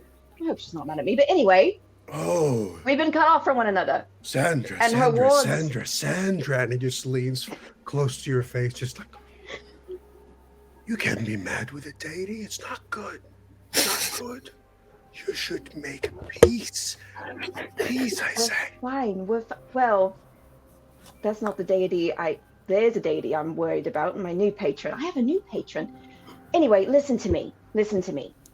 The fact that you were able to find me is not good. It's not good at all. So you This didn't place want is- me to find you? No, Siggy, my dear. No. Please don't cry. Please don't cry. Listen, I have missed you terribly. Had no idea you were alive. But the fact that you were able to find this place so easily is of great concern to me. The wards are down. We have no defenses. We have nothing to guard us. This is very, very bad indeed. People are popping into my shop Do just we willy-nilly hear- all over the place. Do we hear the yelling? Surely. I would imagine probably. I mean, you He's probably loud. heard the running Yeah, the hard too. slumps. Like and the then running would yelling. have felt. I mean, for just FYI for you guys, he's 600 pounds. Mm-hmm. Sandra, are you alright? We're going to take a look because they're concerned. Yeah, Corey's gonna come with you because buddy system. Or as you hit the bottom of the stairs, you are stopped in your tracks by the same feminine-looking laughing horror that's been hunting Xandra since your first run-in with Niall. And you see it staring up the stairs with its head turned. And you see she grabs one of her horns, breaks it off, and throws it sideways at you, Oris.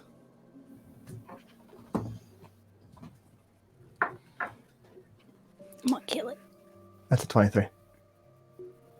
Oh, for sure. Is Xandra aware of this horror showing up downstairs or down this flight of stairs? You're having a conversation. Yeah, it was watching you have a conversation from the bottom of the stairs, and when Oris came to come see if you were okay, that's when that happened. Oris, you are hit with 26 piercing damage and pinned against the wall. And your movement speed is now 0. Xandra! What? Do I hear Sigurd. this? Or Siggy. What's your passive? Passive what? Roll me a perception check with advantage. Does Corey see this, who was following Oris? I would say you saw Ores's body hit the wall and get pinned in by a horn that you would know was from the laughing horror that used to throw them like spells at Xandra. Or is this Messages using, to both. Or is this taking out the blade of broken mirrors and throwing it? Messages to both Nimbus and Ivor warning them that the horrors are here. Nimbus is already coming down the stairs. The instant that Auras had made any kind of noise above normal levels he's used to, he shot right off that table on all fours and racing down the stairs. Right behind Nimbus.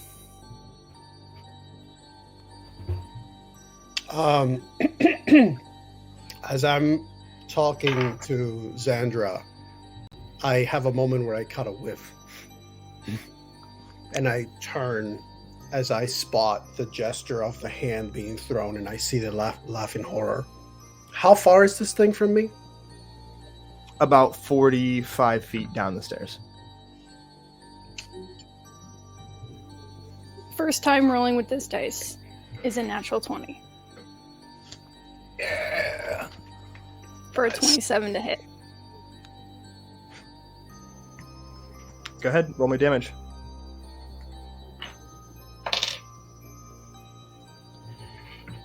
Max damage.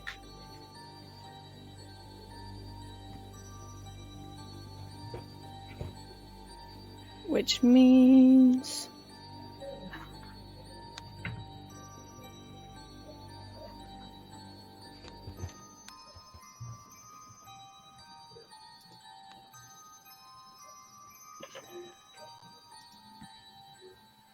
$24 points of damage. With which dagger? Broken mirrors. Where do you hit it? For the heart. Or where So- a heart normally would be. You see the dagger kind of puncture through the back sister waving through my window.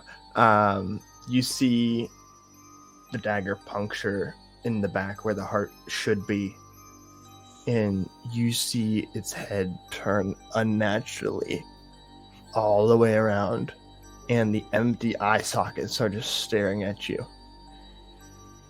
as almost like black ooze pushes the dagger back out from inside.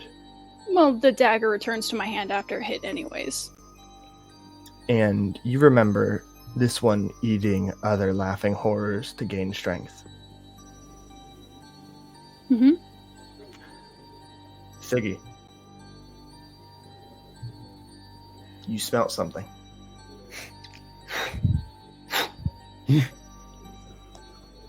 Oh, Xandra, What? one moment. And you see him just reach behind him in the darkness from where he came from. And he reaches in his hand and he takes out, and there's this huge ass glaive that he just grabs and just slungs on his back. He looks down. You! Not in here! And he jumps, his wings spread, and he just glides straight up to this laughing horror as he just, and he just brings his glaive down at this creature with his mighty strength. I'm going to declare that that is going to be from my class as going to be a devastating swing. Homebrew. Yes, homebrew. We love homebrew. We love homebrew. I love homebrew. I think all of my characters have homebrew. Every single one of them. Just a There's some 17 people hit. that- The 17 does hit. Okay, so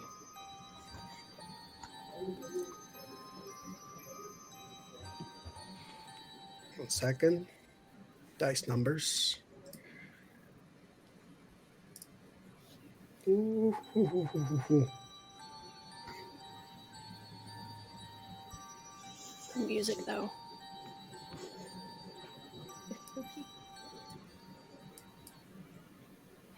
I didn't say turn it down.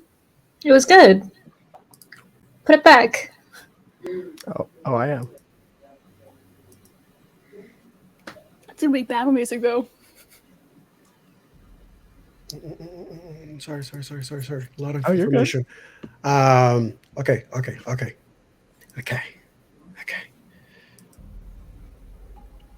So that's a total of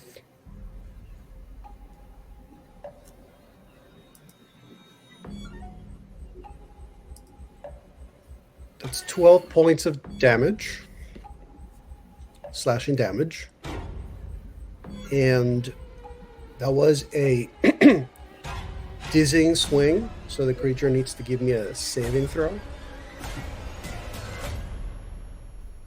Strength saving throw. Sorry.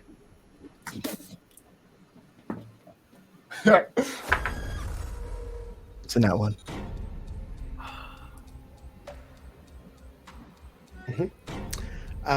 So that means that the creature falls prone.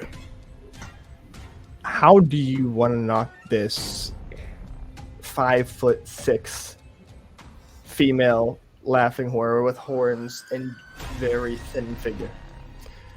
I'm going to say that the giant swing that he did with the glaive probably just brought down this impact of it along the torso, making the creature just fall down with the weight and the damage that it took. With that strike, you hear a crack in the floorboards that she was standing on crack as she hits the ground.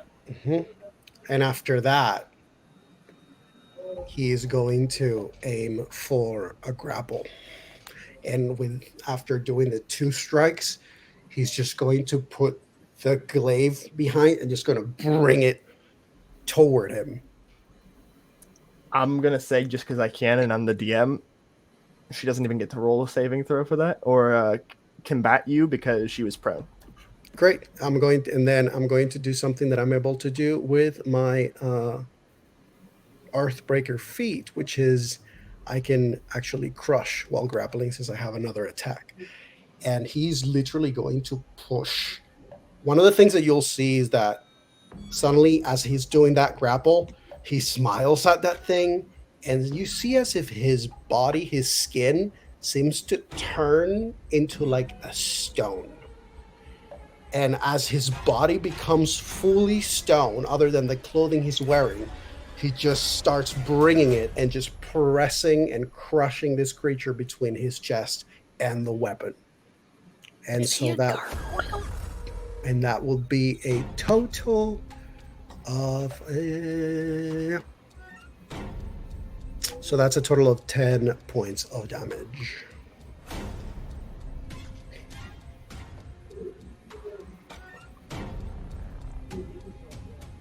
Siggy. Its head spins all the way back to look at you. And you see faintly where the eye sockets were starts to glow a dark purple as she tilts her head. You see two balls of energy shoot out at your face.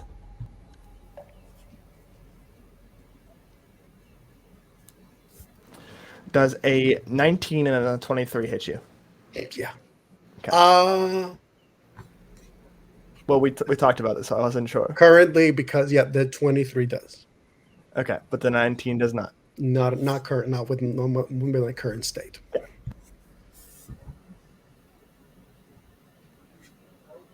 The fact that clearly you two have talked about this character. So much. We literally threw it together today. I mean, one shoots out, and you just managed to turn your head, and it's almost like it grazes off your horn and hits the ceiling.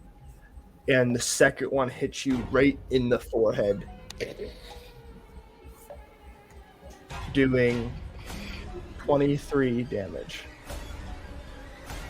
And I'm gonna need you to make, what are we gonna say, a dexterity saving throw, as you are being repelled backwards, and this is gonna decide whether or not you hold on to her or not. Okay.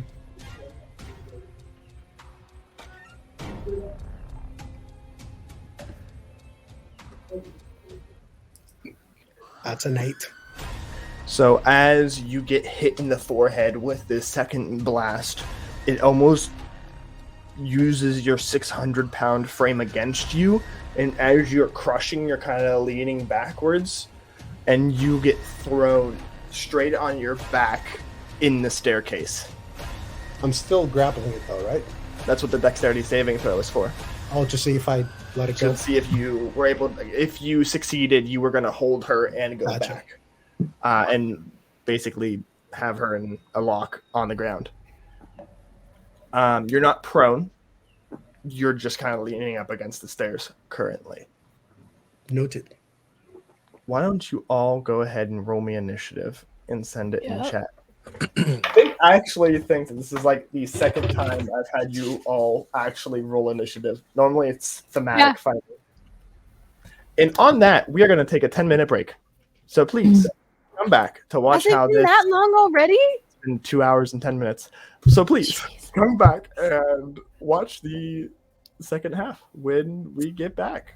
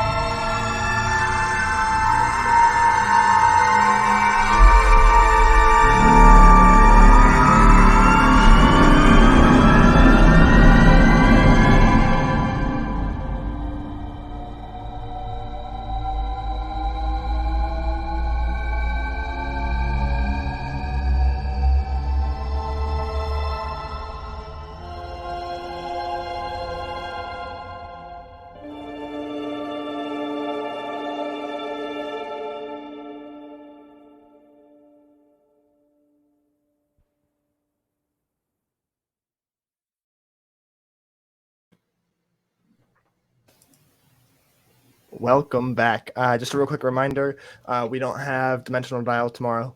We have to skip a week. We don't have anything this Friday. I think we have Frontiers of Eberron on Sunday.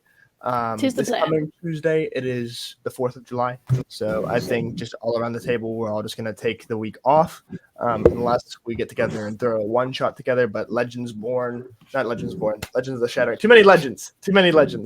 Legends of the Shattering will not be showing for another 2 weeks, sadly, unless somebody cancels on me then too. And then I might go cry in a hole somewhere.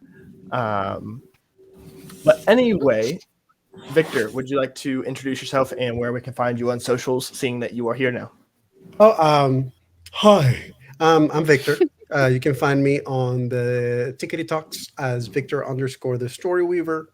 And I won't tell you the other ones because they're very casual. So if you want to see more entertainment focus videos and stuff, go there. He's a really hot bard. Who said that? I did. I said that. He's a really good videographer and storyteller. And I said that He's a smashable bard.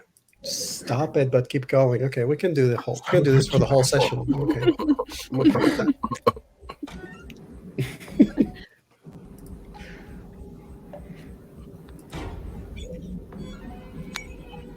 So, I have to scroll all the way back up because you guys chatted so much in this back chat. We don't apologize. Sorry. Ivo, you're next. Holy! Wow! Oh my word! Alert feet, baby. Okay, so approaching where the sound came from, bonus action hide to get a good vantage point.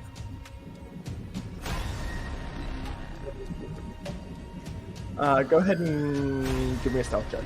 Stealth check, okay. That would be a 27. As far as you're aware, you are concealed. Okay. And I will locate the horror. You see it. Fire. With Grenadier. I love how you specify. With Grenadier, excuse me. I was like, when did we end up in Dimension 20? It is a 25 to hit. That hits. Right. Real quick, who has the higher dex, Xandra or Kore? I have a +2. Probably Corey. I'm sorry, Xandra. Xandra's +1. +1. Oh, Corey. Thank you. This is considered a fiend or monstrosity. Yes, it is. Okay. You're loving that. Yeah. That is. Homebrew weapons for the win. So 29 points of damage on that, and the percentile, good sir, is 98. The music right then. You said 98? 98. 908. So you said you roll 20 what damage? 29 damage on that. It wasn't a crit, but I didn't add sneak attack. Sorry. You're good. So, that's another 12. Let me just add more damage to this, please. So it's 33 points of damage.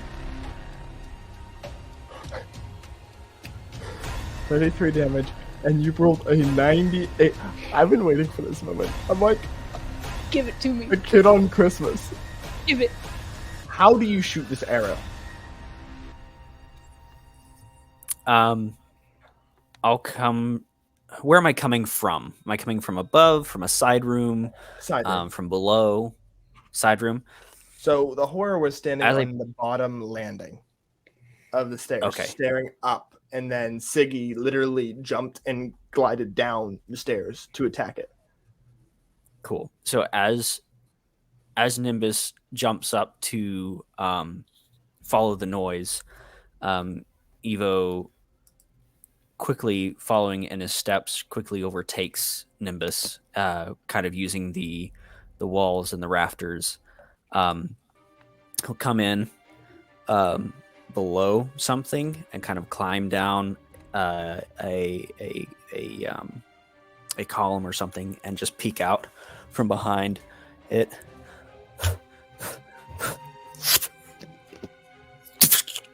And just take his breath, hold it, and just shoot, trying to hit the side of the head of this thing. You hit the side of the head where the ear should be, and you see the arrow puncture through the other side. And as it does the vines shoot out around and start encapsulating this creature, and you see the creature kind of breaking out of these vines and roots wrapping around it. You see the tip of the arrow, a seed grows. And as the seed grows, you see it break off. And it's almost like slow motion watching this seed fall. And as soon as it touches the ground, you see it extend, and you see all of these vines, almost like a grenade going off in the shrapnel, but it's vines and roots, and you see them dig straight into the ground. And almost like when Grendir took over your body, and it was like a tree growing around you, you see this tree start to grow out from where this seed was, and you see it start encapsulating this laughing horror, and laughing horror tries to step out, and you see a root reaches up, grabs its leg, and pulls it back in, and you see it start wrapping around the leg, and you see it try to get the other leg out, and you see another root grabs that leg and pulls it in, and you see this tree start completely engulfing this laughing horror. And as it reaches the chest, you see the laughing horror lunge forward at Sigurd, and you see like the claws and the horns, and you see the eyes start to glow purple, and you see almost like a bubble being blown. The trunk of the tree expands, almost like a Venus flytrap, and just over this laughing horror. And you see not only is the laughing horror not there anymore, there is a tree that is perfectly formed around an encapsulated body reaching out at Sigurd. And it's frozen.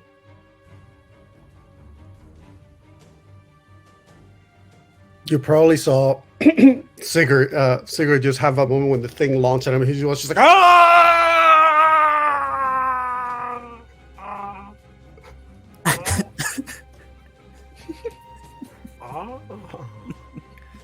Ha! I'm muted, never mind. Xandra will have both hands on the railing of the landing and just sort of looks down like, I was going to tell you those are very tricky to stop, Siggy, but we've never done that to one before. Ivo, good show. That was fabulous. This one, friend or foe?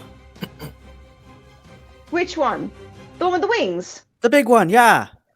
Oh, I've known him for ages. I thought he was dead. He's not dead. He's right there. Good. I don't think I have another one of those in me. Are we still in initiative? That's my turn. I'm done. Xandra, as you are kind of like yelling, you see branches finish growing out, and you see it turn into a weeping willow tree.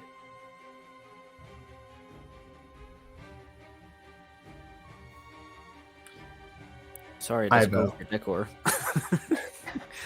Oh, it is grown into your house, by the way. Like, roots have gone. My apologies. It's okay. You do have a grasping tree at the bottom of your stairs now, though. Is it Ivo or Evo? We've done Evo. both. We've done both. I don't really mind either one. I like Ivo personally. Ivo, I'm going So to we're let going with you Ivo. explain to Corey what happened because they stepped away. Took my first shot, rolled really high percentile, and basically encapsulated the horror in a tree. So, turned it into a tree, and yeah, let's go. Let's kill it. Nice. Thank you for that. Sorry.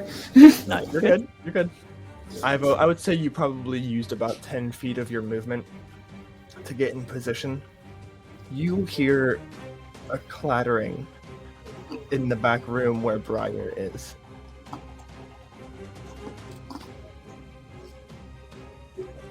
Use the rest of my movement to try to get to the point where I can see something. If not, that's completely fine. I have 40 Xandra. feet. With 30 remaining feet, could he get from the stairs to the kitchen or the back room, wherever Briar is? Oh, yeah. Yeah.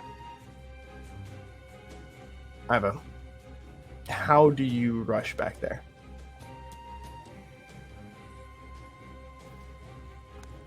Seeing that the one hoarder momentarily for anyways is kind of stuck and that has subsided, hearing something else, I will jump onto the counter and from the counter onto the door frame essentially and hang halfway off of the door frame as I spin around into the room to look and see what's in there, with the short sword kind of popped out a little bit from the sheath, just ready for whatever. As you get there and you look in, you see a very grand golden door opened. And you see the limp body of Briar being carried through it by Niall.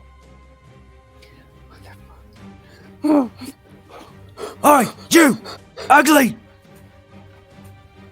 Oh, my mother God told me not to call people names, but you bastard! You bastard. As he steps into the gate, I will let you make a shot if you would like to. Because you should have your second shot, correct? I don't have... Oh, you don't have two No. shots? Wait a second. Hang on. You're level 7. I would assume I that am you level have in 7. something to be able to But- shoot twice.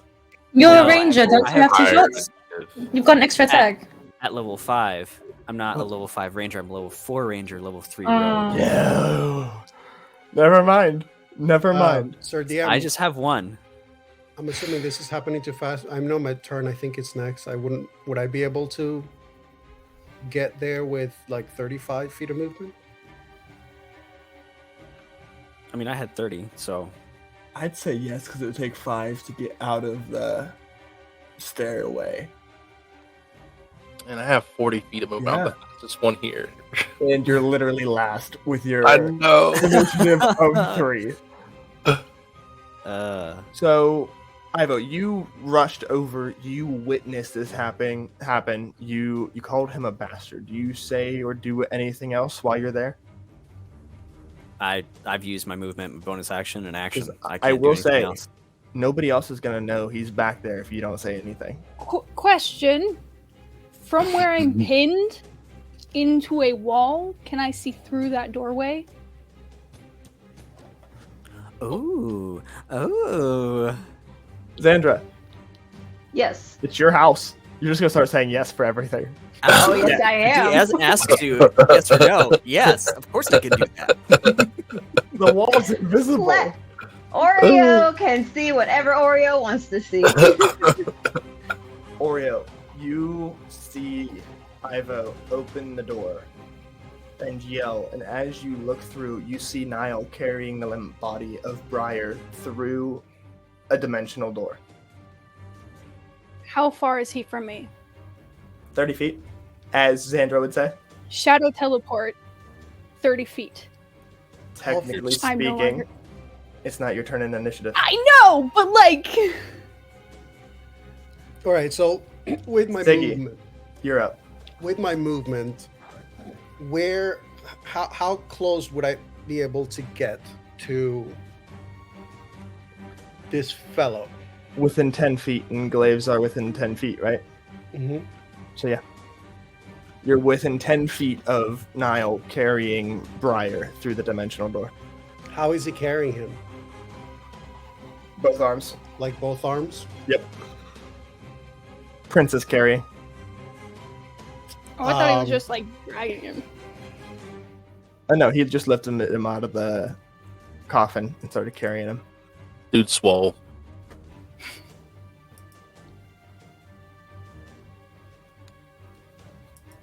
Looking at all your abilities over there. Mm-hmm. Actually, I have more than that because I am aspect boon of air, which actually grants me automatically 10 feet of movement. And when I rolled initiative, I can actually get another extra 10 feet of movement if I use one of my willpowers, which I did. So technically speaking, I have about 45 feet of movement right now. You can get within 5 feet.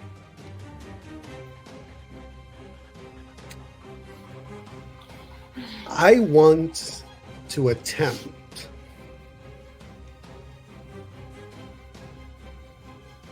to throw a hit at Niall's neck, grab him, and actually slam him back in.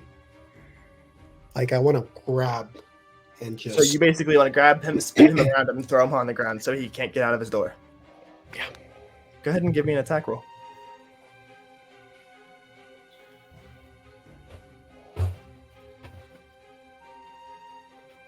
That'll be a 25. God damn. Go ahead and roll me damage.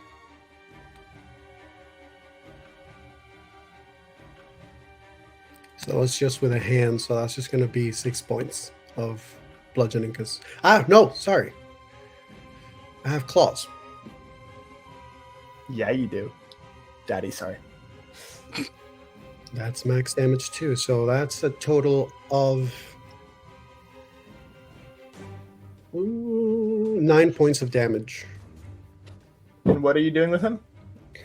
Well, basically, that would be a grapple, most likely. And because of my Earthbreaker, I have the ability that any creature that is small or medium is actually, I can use them as a weapon or I can carry them. I can actually have the throwing feature as well with them. I didn't read that part. That's funny. Yeah. So I literally can grab him Hulk style. Hulk and Loki. Mm-hmm. Yeah. As you reach out and you go for the throat, you grab a very thick, muscular forearm that's reaching out of this dimension door from the other side. And as you grab it and you throw all your body weight to throw, you pull out a 10-foot tall laughing horror with a broken horn, and you slam it on the ground. I want to use my other attack to throw it back. Take it back! You literally see Sigurd just have that thing of like, and he doesn't even notice that it's an arm when he tries to grab the neck. He just goes, he's just like, not so fast! And then it's just, what the? And he just, Put it back! Put it back! That one's mine, I'm sorry. He just throws it back. It's like, wrong creature! Oh my god. Okay, go ahead and give me an attack roll for the other. Is that how that would work? An attack roll for the second one? Probably. Okay, go ahead, give me an attack roll. Oh, that's 14. You are like yelling, "No, go back there!" And you gotta like grab his arm again after you like throw him, and you just like kind of fumble over yourself while you're trying to reach back down and throw him back in, and you miss his arm. I mean, I'm still grappling though. Like, Okay. I missed the attack, but technically speaking, it's still grappled. Then how And do you fudge this up? I probably just have that moment of like when I brought him down, I slammed him so hard on the ground that he's stuck. So it's literally on the ground. His horn is like stuck in the ground. Like he's in like a. It's just like that, and I'm like literally trying to yank him out. Then And I full can't. health. I'm just like, "Go! This is not what I was trying to do. It's just. I will say, because you specifically said you were grappling, you can still use your bonus action to do your thingy. To do my thingy. And when you say thingy, With Crusher. Crush. Sigurd, do the thing. oh, my crusher thingy. Do the thing. So I'm, You can flavor it however you want. He's grappled on the ground. You can Yeah, curve so I'm just something gonna if you say want that when I see that it's not fucking moving, you just see him just grab his just huge hoof clawed foot and just put it on the face of the thing. So now he's just grabbing on one arm, and then the foot is just on the head, just trying to crush the head against the ground. Stay down. Yeah, it's just like stay. And using the crushing that's just 10 flat 10 points. Oh, I love this. I love Siggy. Is that your turn? Yeah. Flores. You look like you're contemplating. I am.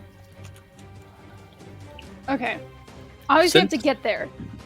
Since And I'm right because- there, DM, can I use my reaction to help Flores like come unstuck? Well, here's the thing. Shadow teleport, I immediately go. It's like Misty Step. Anything that's holding me in place doesn't matter. Okay, never mind then. So we're shadow teleporting to Niall's face. Well, if you were in Niall's face, you would be in the dimensional door. Well, you know what I mean. Here's the thing. Does he? Shadow teleport is a bonus action. Mhm. Which means I can do it once. Can I use another one as an action? Are you trying to take Briar? Yes. You will have to roll for it. I don't care. Okay.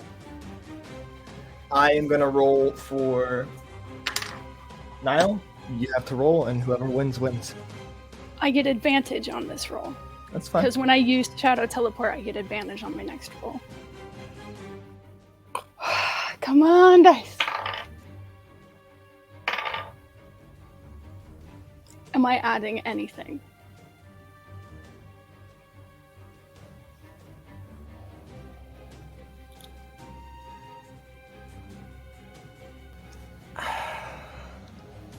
Just do straight decks, and he'll do straight decks. I was gonna say sleight of hand, but he's a little big to be doing sleight of hand with. It's a natural 20 for a 23. That's a natural 20 for a 24. Shit! Fucking hell. No! How?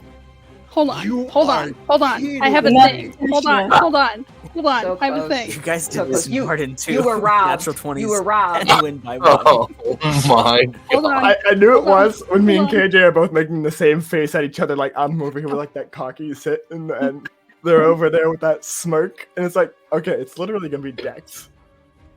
Oh, damn it. I wish I was Shit, playing you it's right not now. for this. Damn it. Hmm.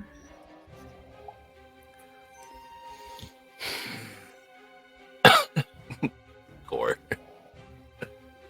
You teleport over, you grab Briar, and you yank. And as you yank, your hands slide off. And as you're kind of stumbling backwards from the force you yanked with, you look up and make eye contact with Niall. And you see a smirk on his face. One fang showing as he steps through the door and it closes.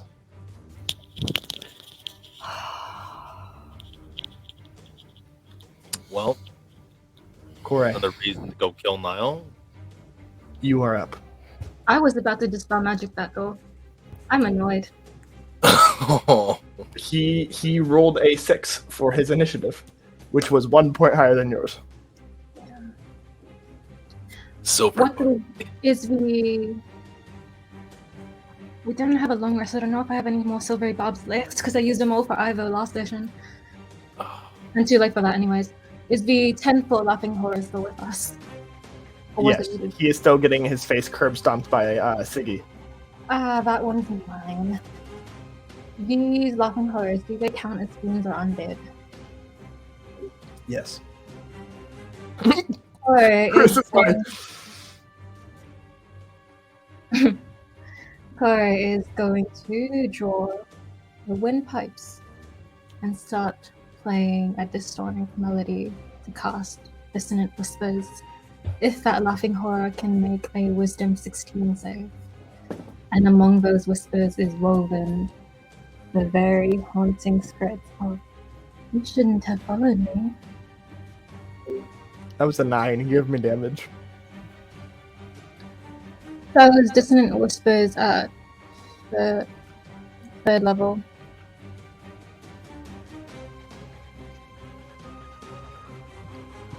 For 21 points of psychic damage. Cool. And as she speaks, as her bonus action, now that she's been reading her book and has properly attuned to it, as she glares at the laughing horror, a halo made of golden thorns starts forming over her head. And it casts a bright light of 10 feet, and she would like to get within 10 feet of the laughing horror. It has disadvantage on attacks against her. I love it when you guys use things I give you. Is that all you are doing currently? That is all she will do currently. My halo just like... It's not floating. It's one of those. Xandra, your house is being demolished right now. It sure is. Hurry! Okay. So just because a lot's happened, we've got one laughing horror that became a tree. Nothing's happened with that, right? Nothing's happened with that. It is still a tree. Okay. We've got one stuck in the floor, in my floor. Yes, being held down Okay. by a 600-pound beast. Door is still open. Niall's just on the other side. Door closed. Door closed. Okay. Briar is also gone. Briar's also gone. Okay. Okay. Okay. Okay. Okay. Okay. The first thing I'm going to do. Let me see what I can do at will right now because I ain't got no pack slots left. Ain't got no gas in it. I ain't got no gas in it. I know what's wrong with it. Okay. Can't Misty Step. Xandra will just simply dash down as close as she can. I have 35 feet of movement. We were saying from the base of the stairs for everybody to get to where the main chaos is happening was like 30 feet, right? Yeah, so you could make it right past the tree. Okay, so we're going to put me right past the tree. Yes. What are we saying I can see from right past the tree? You'd be able to see into the other room, because that's where Okay. Orez was when they could see through. Okay. How is that horror looking in the floor? Fine, other than being stuck in the floor. Fine other than being stuck in the floor. Fair enough. Also, you've never seen a horror get killed, Yeah. other than getting torn apart by its own kind. And turned into a tree, apparently. Yes. I killed one. That's what happened to my arm. I don't like it. I don't like it. All my good stuff is taken up.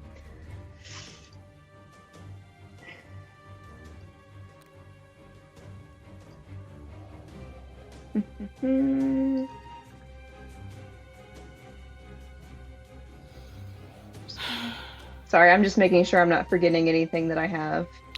You are perfectly fine. I'm responding to the That I- DMs I didn't know I had. Don't have.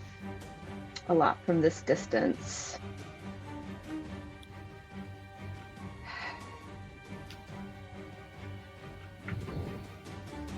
Xandra will first call out to the entire group.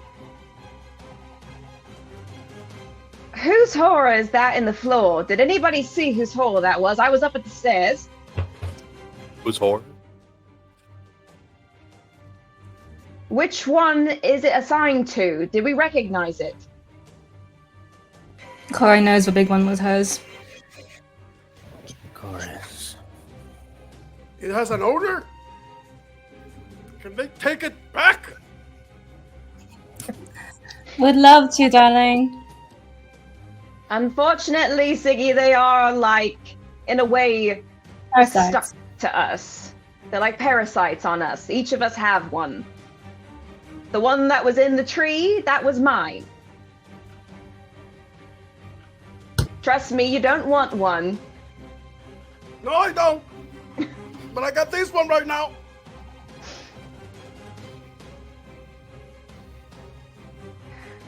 Session starts with crying. Now we're laughing. This is perfect. Yep. To be diced, your daily dose of trauma and drama. That's the perfect cut for the Raging music too. silently on the inside. I can tell. We can see it from the outside. DM, just because I'm out of like good options at this distance right now. How? You remember what I told you? Who your new patron is? Yeah, And how you can You overcharge one spell without using a slot? I know. That's that what where I'm you're getting to. Oh, Yes. I was just trying to remind you. So, how's about how concentrated and not dangerous for the people that are sitting right by the horror can we make Eldritch Blast? And what are we calling the parameters for supercharging that?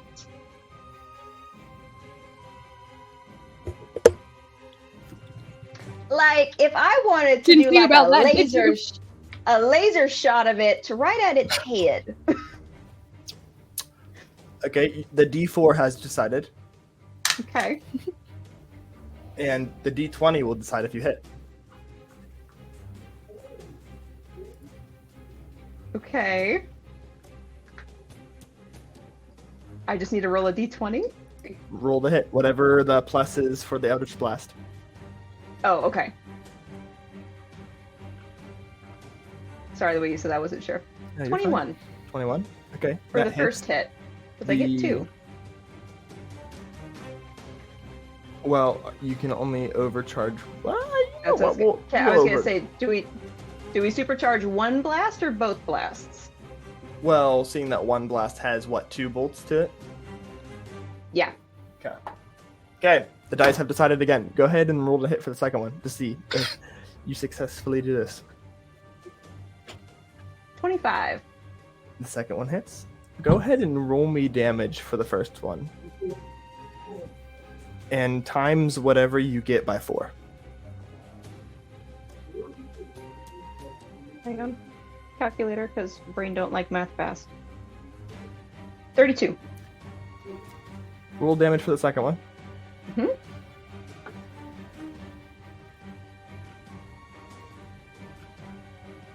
$36. Is that 36 total? Like with timesing it by 4 again? What did you roll for that second one? 9. Now add those two together. What did I say? What? 30. 68? 36 and 32? Yeah. 68? Yep. There's your damage. So from now on, whatever like supercharging Eldritch Blast. That's fun. whatever spell you use, Mm-hmm. decide how much it is supercharged. You will roll a d4, and whatever that lands on will be how many times you times it by.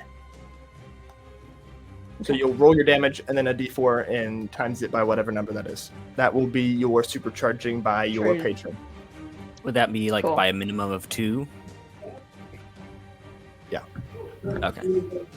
Because it would be lame if it was, oh, I rolled a 1. Yay. I get the same 2 damage. So Xandra will after calling out and seeing and assessing the situation and whose horror it was and all of that, she will look to Siggy and be like, I told you they are incredibly, incredibly tricky. And she'll just kind of like blow on one finger and just flick and then and flick again. And she'll just take two really sharp, fast, and you can tell they hit hard, but it's like just like two long distance rifle shots to that horror's head. Do you have the evocation or the incantation, whatever it's called, of repelling blast? I don't think so. I thought you I can double check. pick it. I don't think I have that. I don't recognize that name. It's not in spells. It's an extension of your Eldritch Blast. Okay, let me look at...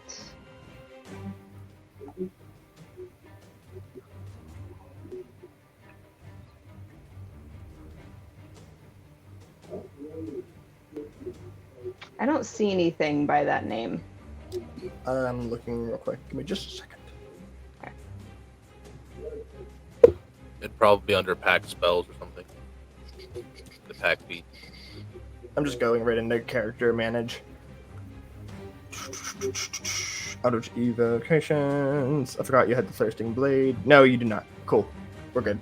It would just repel him 10 feet. So you would literally just shove him more into the ground than he already was. Siggy, you see these two almost have the same effect. Where did you hit it, Xandra? In the head. So you, as you're like stomping on its head and trying to hold it down, you feel these two blasts hit, and you feel his head get racked into the side of the hole that you put him in. Finally, Nimbus, you can let out some of that pent-up rage.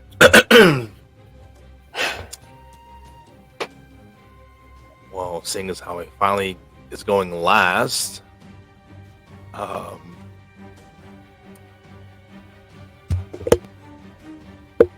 he would have seen Orez teleport away and go do what Orez did, and then just saw Xandra shooting this horror into the ground, and he's gonna look just like, everything's going too fast. Things just need to stop. And he'll draw his rapier and calmly walk towards this horror. I have like 40 feet of movement, so I'm not sure how far away that is from the base of the stairs. You were closer to that back. Were you at the basement stairs, or were?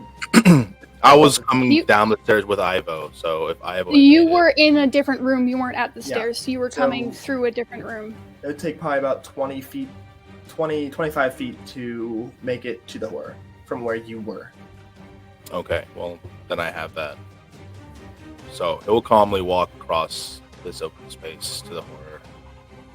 As he's walking, the tattoo that's on his arm would glow a faint blue, and then the mist will start swirling down his arm and collecting around this blade as he's casting ensnaring strike. And calmly walk up to this horror and say, I'm tired of this, and just brutally stab his rapier right into the center of his chest. Roll the hit, my good sir. All right.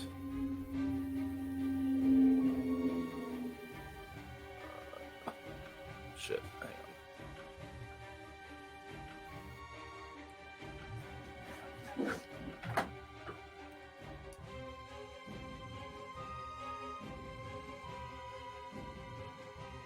Oh, I can't roll to hit. Why is it not doing it?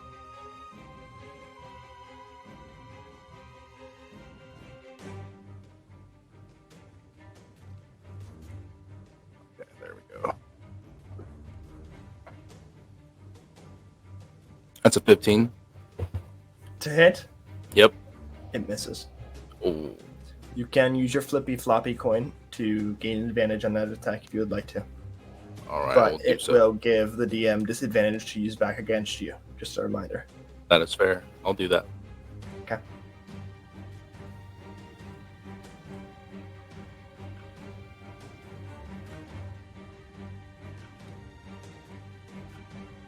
That's a 20.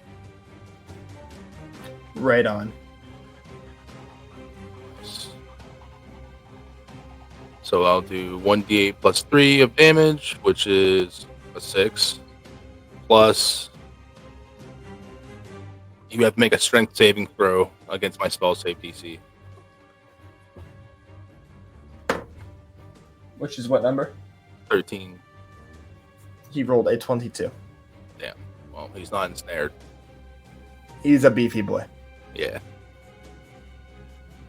The Nimbus would see that it didn't work, and he'll just step back, stay within the creature's range, but just kind of prepared and ready, and end his turn.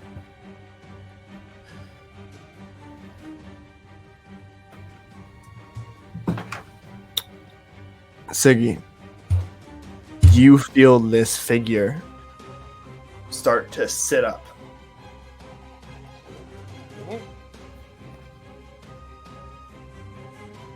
Roll me just a straight up strength check. That's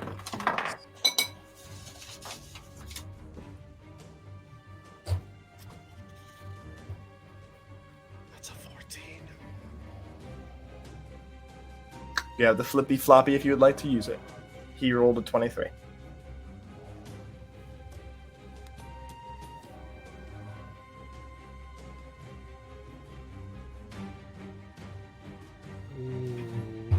Chris is getting stressed out.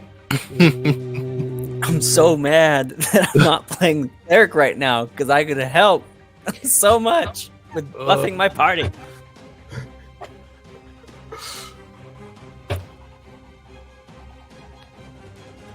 I'm not gonna use it.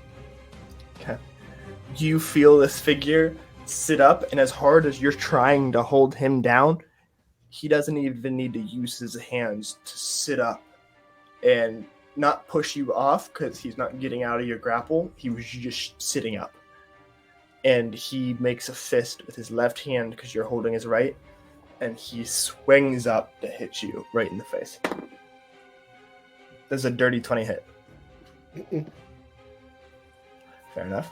He goes to swing, and you can It probably hits me, but you can feel the stone skin just like skoom, and it's just that thing of like cool. It's just stay.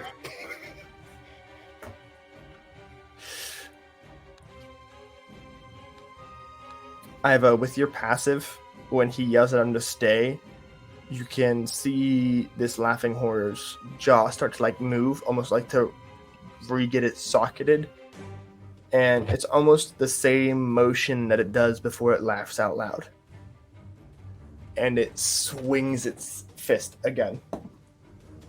And that would be a natural 20 to hit for a 27. Please hold. Please hold.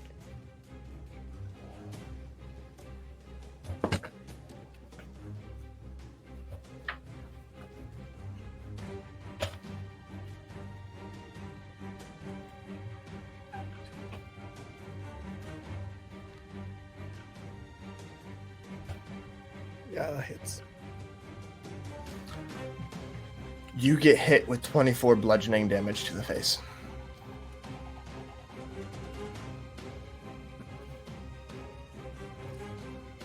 And that would make it Ivo's turn.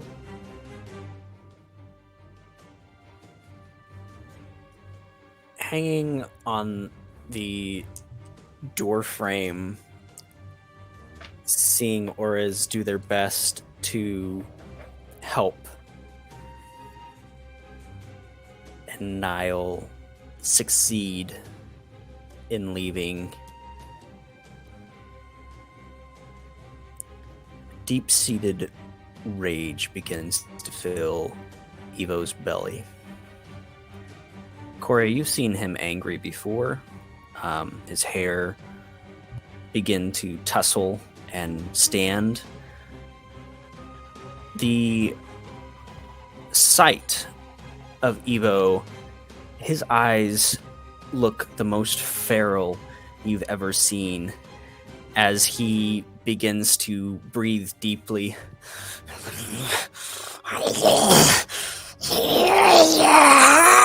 And you see his armband begin to light up as energy, electric, begins to form in his hand. And he's going to reach his hand out, and a sphere, 5-foot sphere of lightning will coalesce right in front of the horror. And it needs to make a dexterity saving throw of 15 or take the full amount of this damage.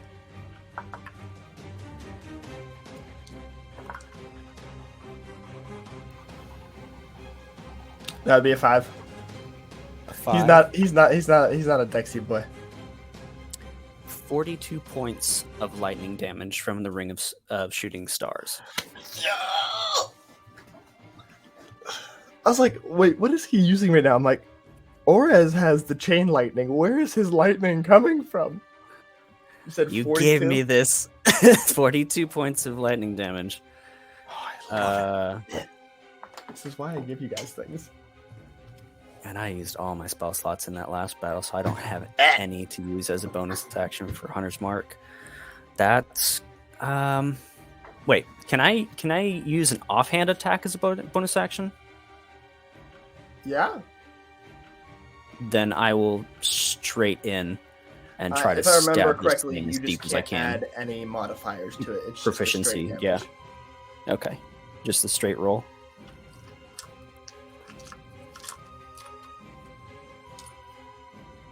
So I don't add any dexterity to the Nope, to just the straight roll. just a straight roll.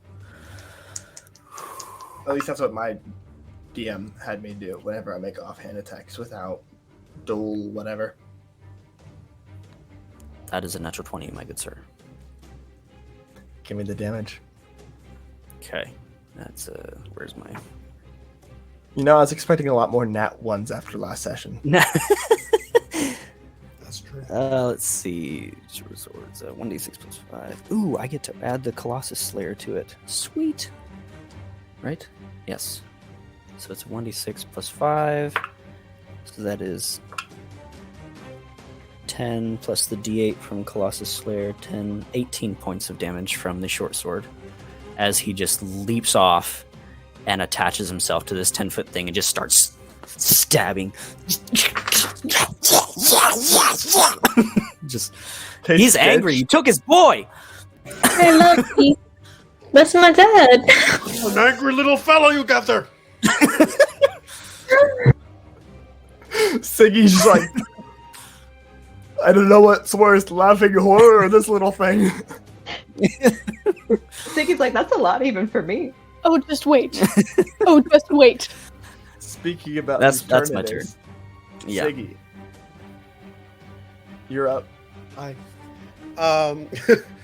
So yeah, Sigurd just has had this grapple on this thing now. With even though he's trying to stand up, he still has managed to kind of keep it in check with his body, and it's just I stay, I say, and he uses his glaive as he attempts to just sort of, while keeping close to the creature, he just attempts to thrust with the glaive, trying to just continuously attempting to pinning this thing down. And I'm going to say that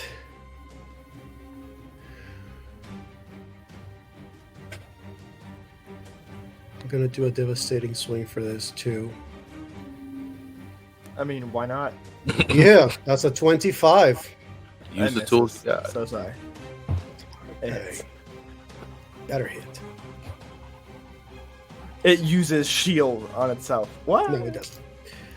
So that's 14 plus.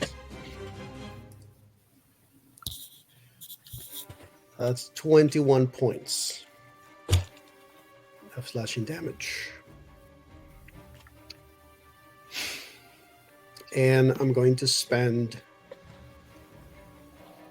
Do I want to? Why does it sound like you playing a monk? I'm gonna spend a key point. Kind of. And it needs to give me a strength saving throw. That would be a 17. Yeah. Hold on.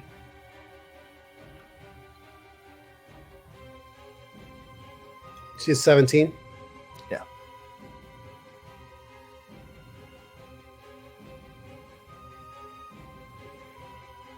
Mathing things. Yeah. Oh, fuck yeah. It succeeds. Second attack. Hit me with your best shot. Fire away. 17. You got the flippy floppy.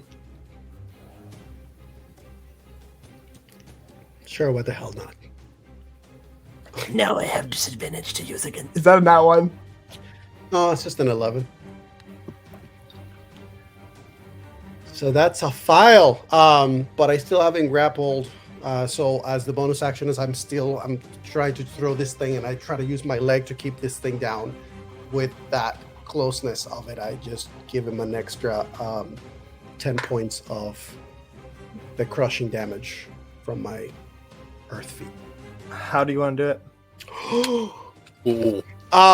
He had 9 hit points left. Oh yes. Before you do, should we warn him?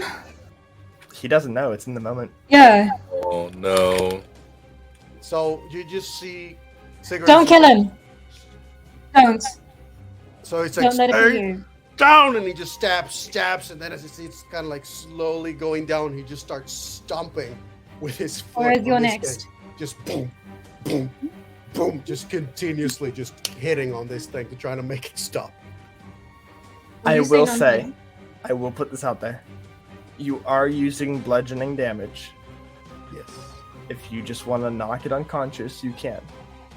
Yeah, I Because mean, if they're- Jorge is yelling, "Don't if kill I it." if I hear like don't hurt, like don't kill it, I just have that moment. I'm just like with a foot lifted and like the phone is like, oh, and then just give one last just like knockout at the jaw, just like a boom. For good measure. You all Yeah. hear a sickening just as the jaw dislocates completely. Alright. And then after he finishes, just all yours.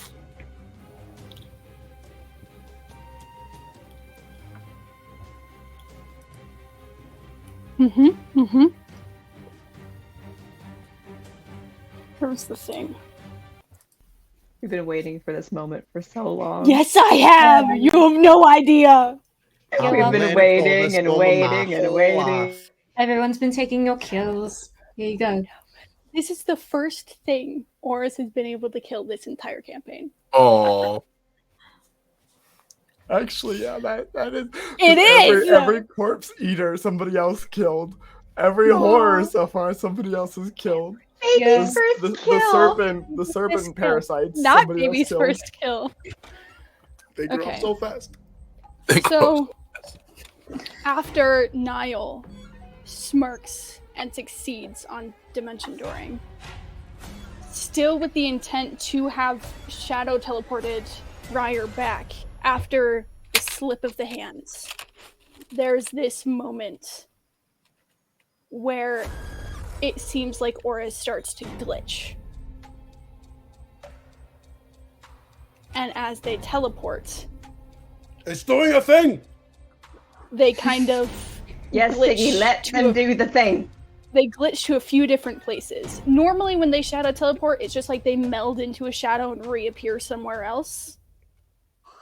This is different. You haven't seen this happen before. But they are shunted into a couple different places before finally appearing over top of the laughing horror, their jaw already unhinged. Sigurd And you know, just backs off. There's a wall. just for the fun of it.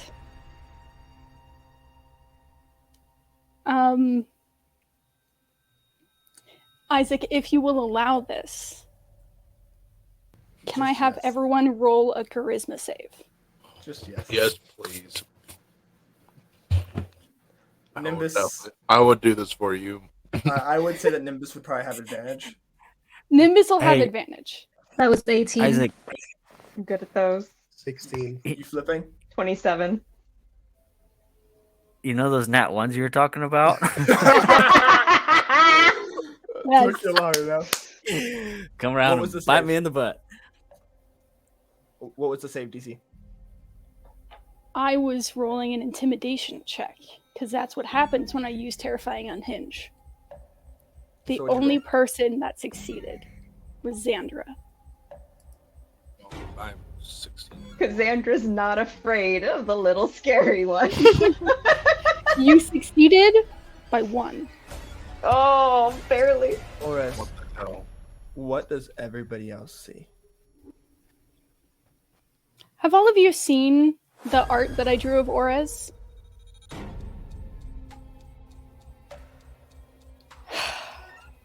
Turn that into nightmare fuel. Kind of think some of the most terrifying moments from The Conjuring and Ring in one entity. Their hair looking like it's drenched, just sticking in places. That normal smoke that comes off of them gone, and you can see those holes in their appearance as they still look like they're glitching in place. Fangs even longer than you've ever seen them. Jaw unhinged. It looks like there's a second row of teeth. As with this unholy screech, they just tear into it.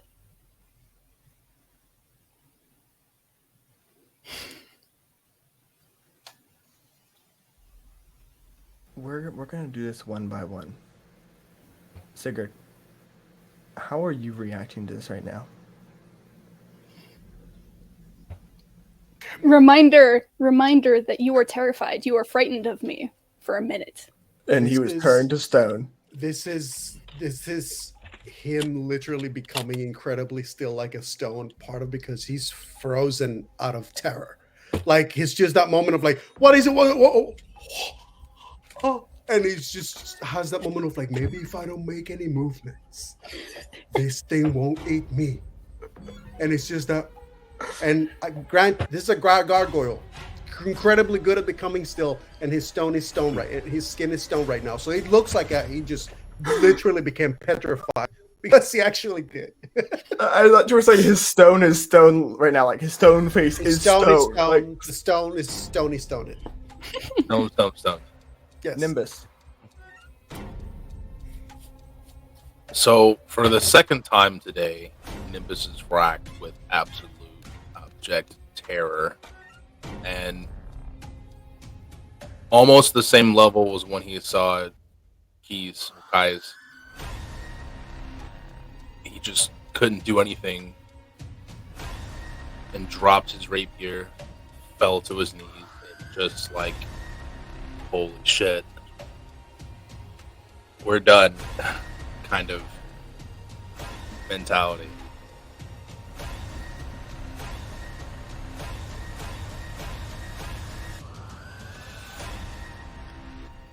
Corey.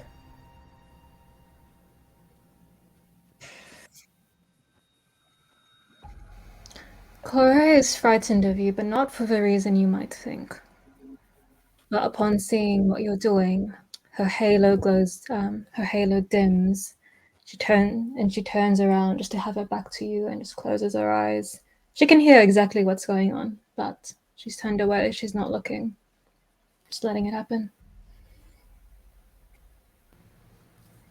Iva. With your nat 1.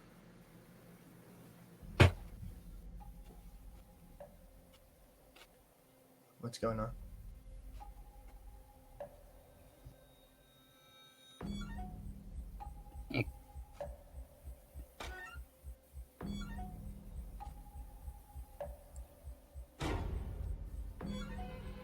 the appearance of Aura's, he's on this thing as it goes down from Sigurd's strikes and blows,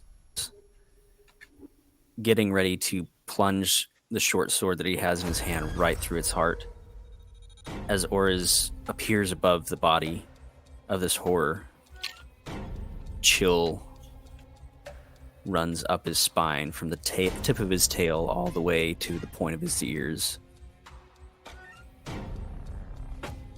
And he knows he should not turn around.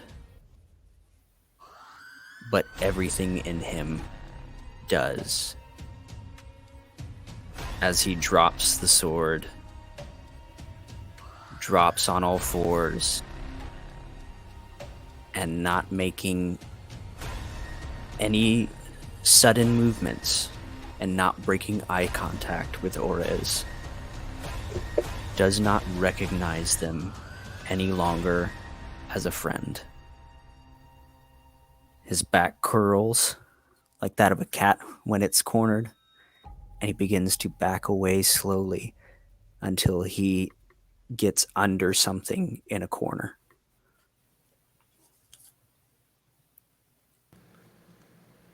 Xandra,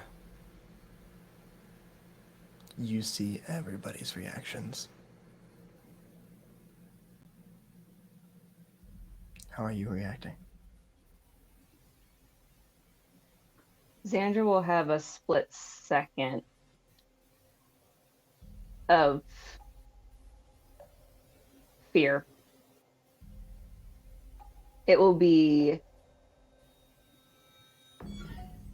way too fast for anybody who wasn't watching her directly, but for a moment she will have been moving towards everything and then stop. Catch her breath. And she doesn't even really breathe, but out of an old instinct, she'll catch a breath that she doesn't even have. And then she'll relax. And smile.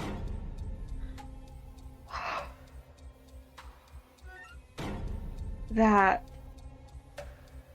is utterly horrible. I haven't seen anything that terrifying in ages. You're beautiful. But you're terrifying everyone. Now that you're done, my dear, I think it's best you put that form away. Don't you think?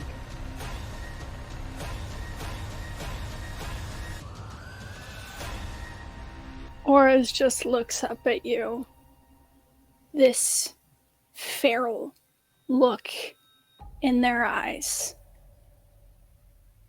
There's not a single shred of humanity behind those eyes. And almost like Toothless when he was being controlled by the wildebeest and was panting after shooting and just smoke curling out of his mouth. Or as his eyes aren't their normal white, but a field of dark purple. As they're just staring at you, panting. Orez, roll me a d4. 1.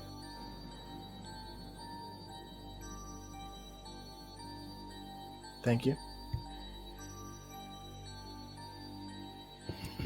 As Orez is panting, Xandra will take her sword and just arm's length out beside her and drop it and let it clang to the floor.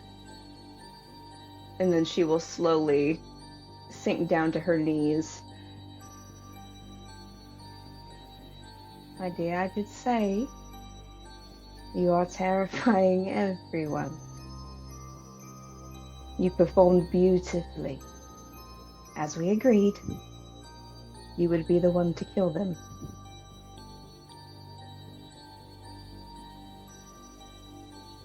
That was amazing, but it's time to calm down. As you are talking to them, you see black dripping from their teeth. Just the murky blackness from the laughing horror. And you see almost tendrils going into their mouth. And you see that dark shade of purple that their eyes were glowing. Almost like veins starts traveling through the mist of blackness, almost pulsating.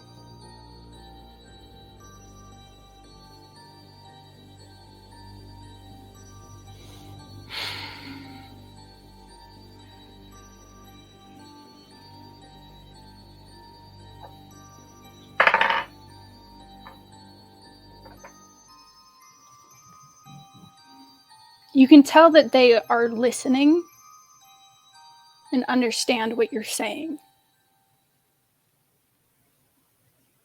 But this looks like a feral beast.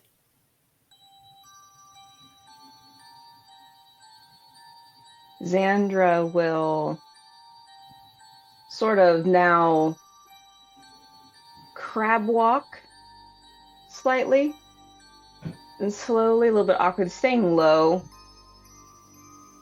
But they're going to crab walk all the way up in front of you. You watch the closer you get. What was almost not perceivable as a growl gets louder the closer you get.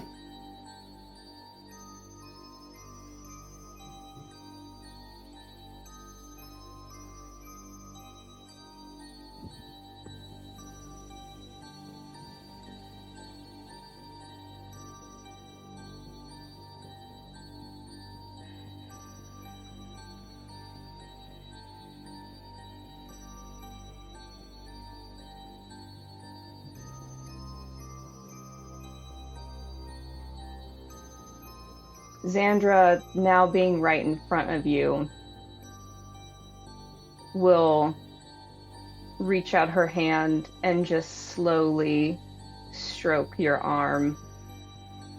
And you start to realize that her voice is... Do you touch auras? I do.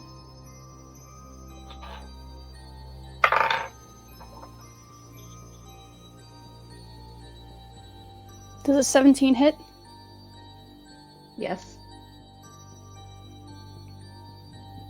Sir DM, I know that I'm frightened, but considering my history with Xandra, would I be able to get between that? Roll me another charisma.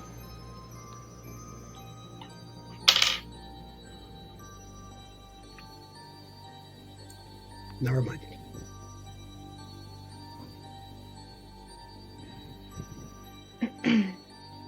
You take...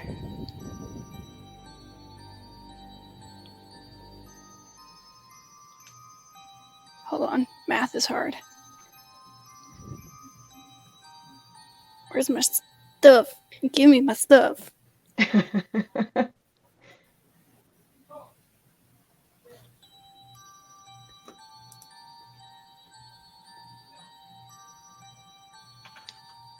$19 points of damage, 4 of which is necrotic, and I regain 4 temporary hit points. How are you attacking? Their jaw still unhinged. As soon as she goes to touch auras, they snap. When you bite, do you realize that you're not biting an arm or a hand? You're biting a knee of a figure that's standing over you.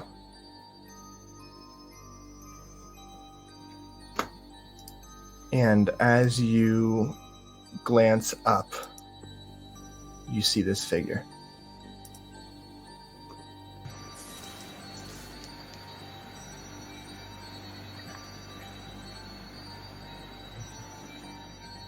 Now,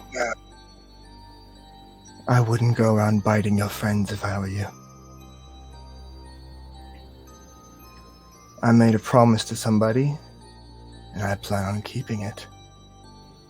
Now let go of my leg.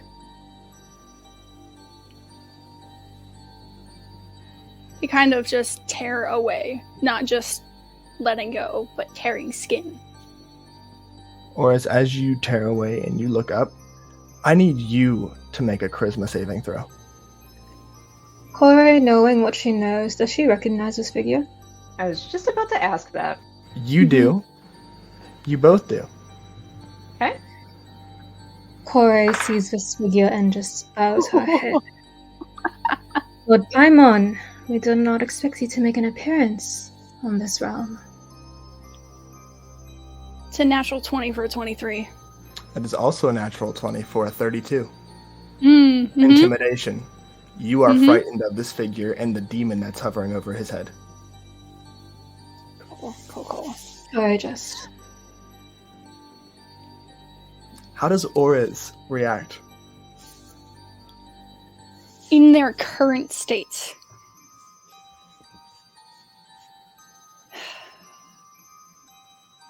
they still look like a rabid animal. And thus, almost like a dog being frightened with the tail between their legs, backs into the closest shadow to try to look invisible. As you back into the shadow, he waves his hand and the shadow warps around you so you're not touching shadow at all.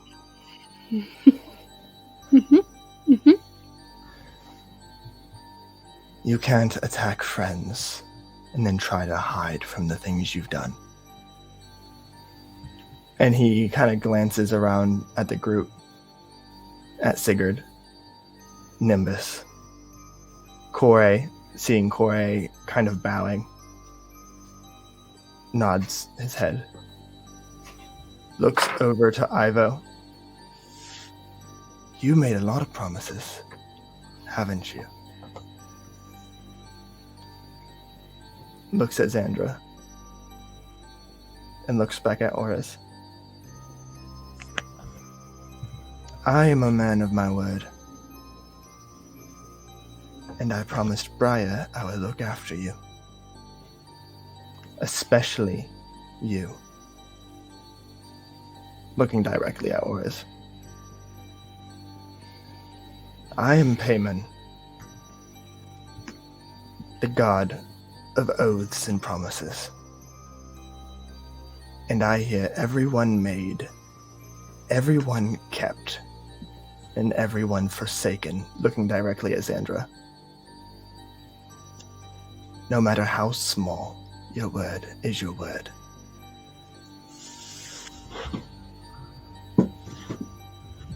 And looks over at Ivo.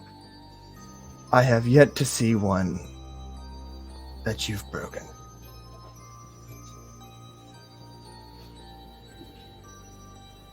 I was trying to reach you earlier, but obviously that didn't work. Looks at Orez. You finally got Nimbus back, and now you are terrifying him. And he gestures with his head to Nimbus on his knees, with the sword laying by his legs. In that moment, what kind of roll would you say for Orez to snap out of this?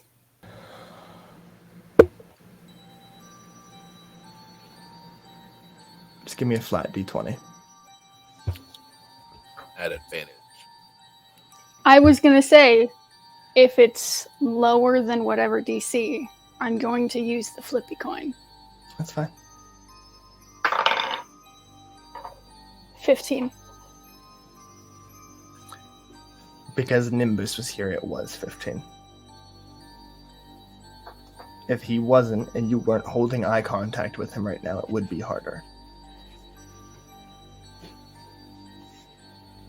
And you snap out of it. You watch the purple haze to their eyes clear like smoke back to the white their demeanor recovering with the shadow that normally covers them, and their jaw cracks back into place.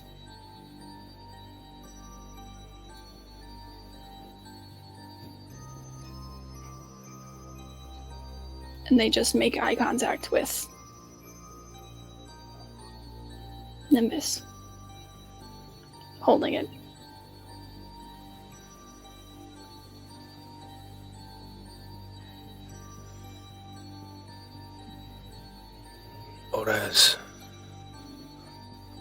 Orez, is that you? Who else would it be?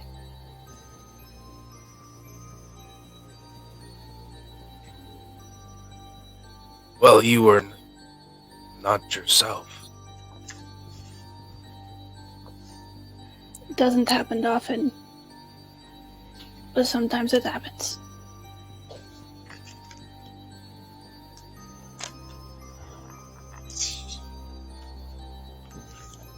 Nibbles will stand and walk to Orez. The closer you get, you realize they are beat to shit. There's cuts, there's bruises, or whatever kind of color their bruises would be. They look terrible.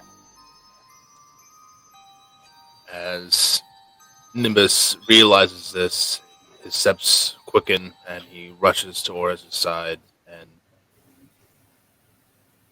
grabs them, cradles them in his arms. Where have you been, little one?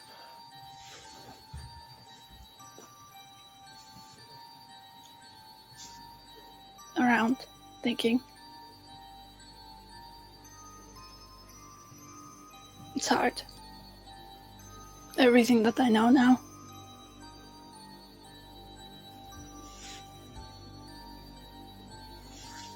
Aye, it is.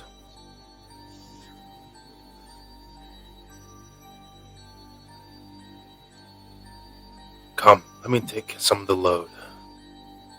And you'll, put Orez's arm around his shoulders, help him stand. And brings him over to a nearby chair and sits him down.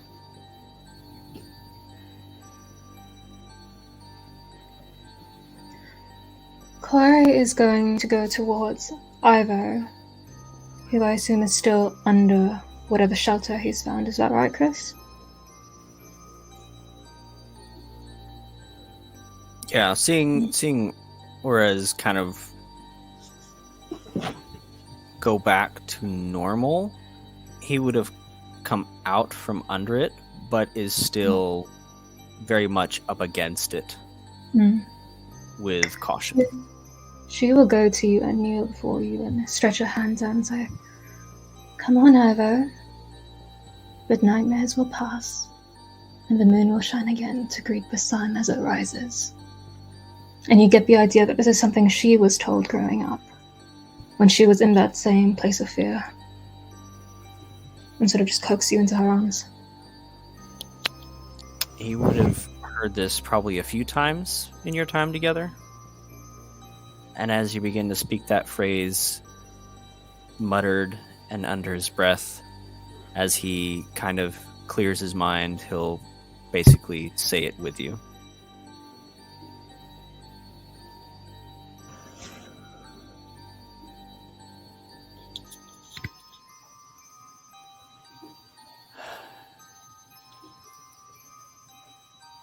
You're right. Is that how it's going to be every time we take one of these things out?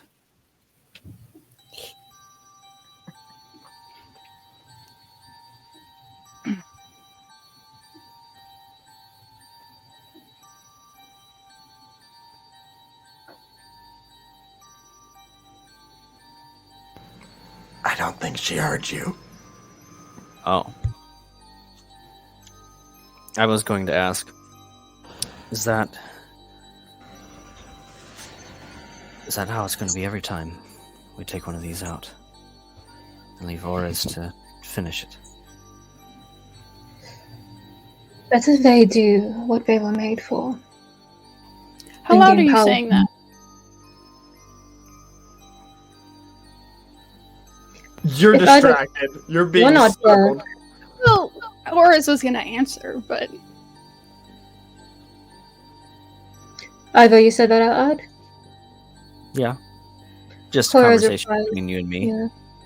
Cora's replies in your head because she's stroking behind your ears to soothe you. Better they handle this in the way they know how and gain power from it than another one of us turn to complete darkness. Remember? And she raises her arm that was once covered in shadow up until Astrius took it away.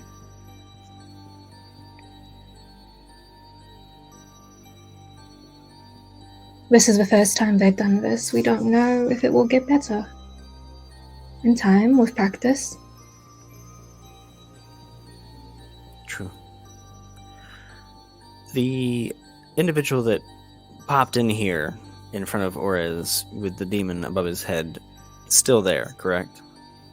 Yes, but you don't see the demon above his head. Only Aura saw Okay. that. All right. Can I go over to him? Yeah. Like, is he emanating some sort of like, rah? Nope. Or- He's standing there. Very regal in his stance, just standing up straight, hands behind his back, just clasped together. Almost like a butler, but you can tell that he's emanating authority. I'm sorry. You did hear Corey call him Lord.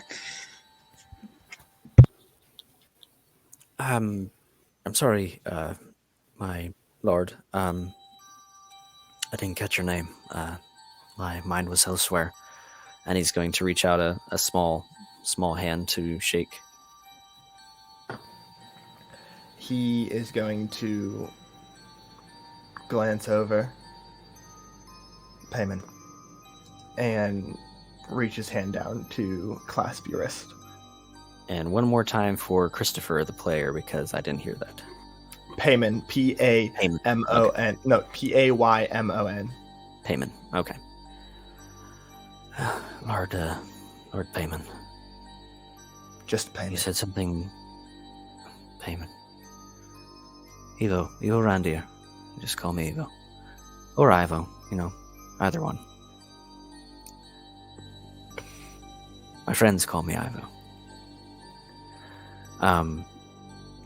You said something about promises. Indeed. I am the god of them. The god of promises, oaths. I don't make it a habit of asking gods and deities for help.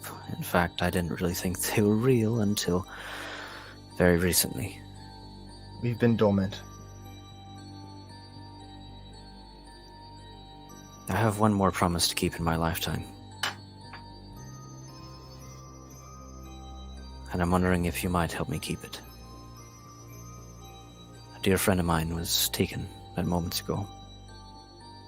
And I need help retrieving him so that I can keep my last promise. Even if you give me a location of where he is, I will go fetch him myself. That's all I need. And you see him kind of grimace at you. He's To going help- to slide the ring of stars off of his arm. If you require payment, please take. Keep and he it. just begins to empty his pockets. And he And just just puts his like- hand out to kind of stop you.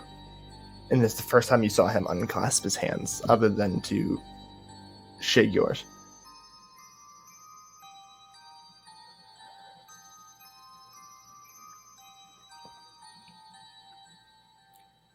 To help you fulfill your promise, I would have to break my oath.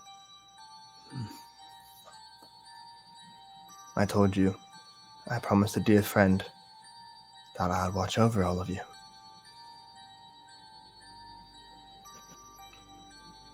But giving you a location won't break the promise.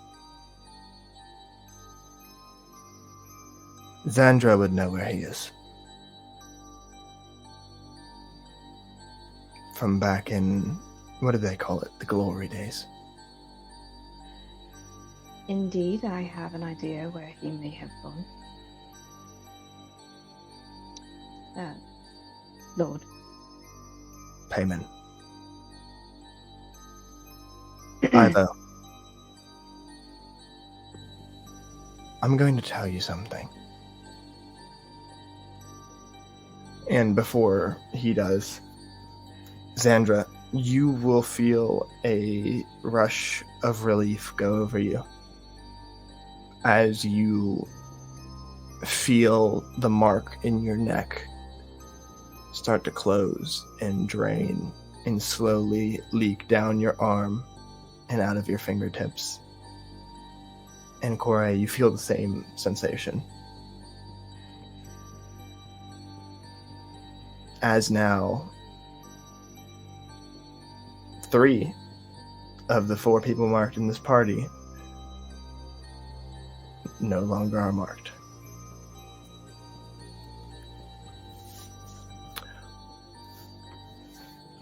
Here's a word for you, Ivo.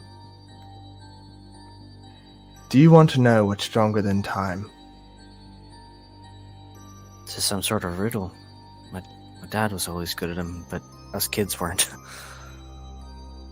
You'll see Kore nodding their head. Do you know?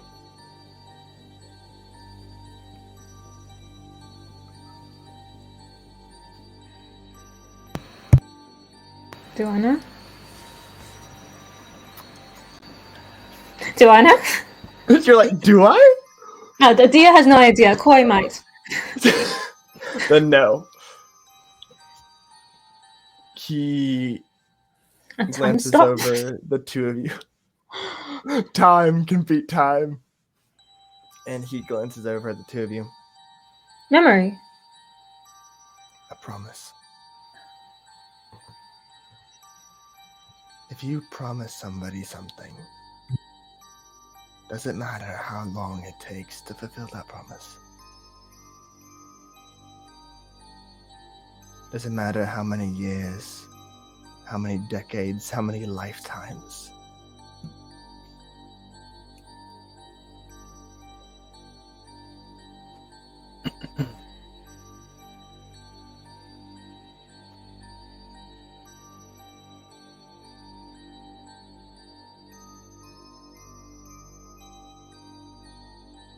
A promise is stronger than time.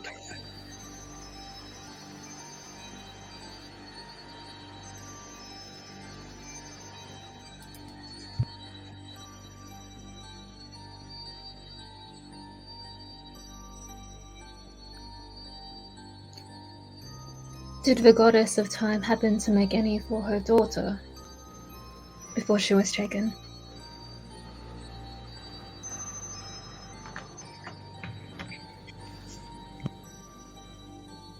Everybody makes promises.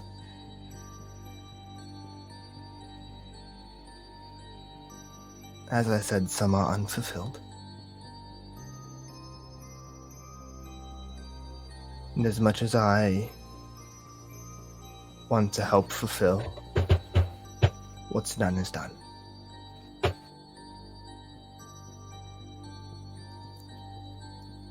Because, as I said, promises are stronger than time. But when nobody holds a promise sacred anymore, are promises still powerful? Or are they just words?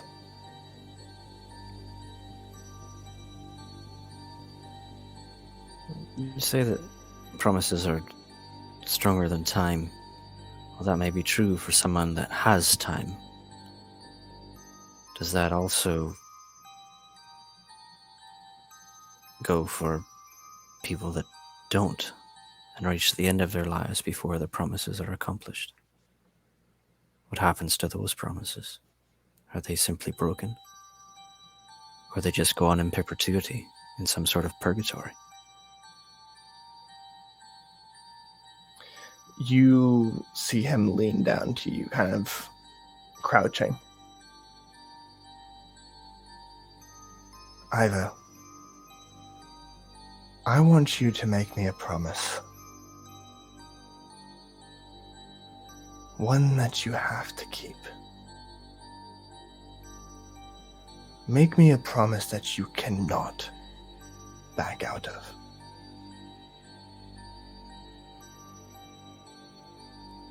That would be all of them. My dad said that a man who isn't as good as his word is no man at all. And you see a smile on his face, and compared to his dark complexion, the smile almost glows a little bit. Well, then make me one.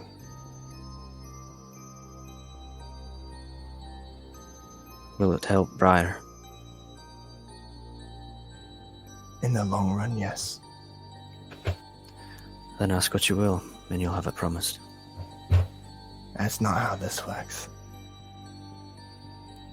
You need to make me a promise. I can't make you promise. Then what's the point of one?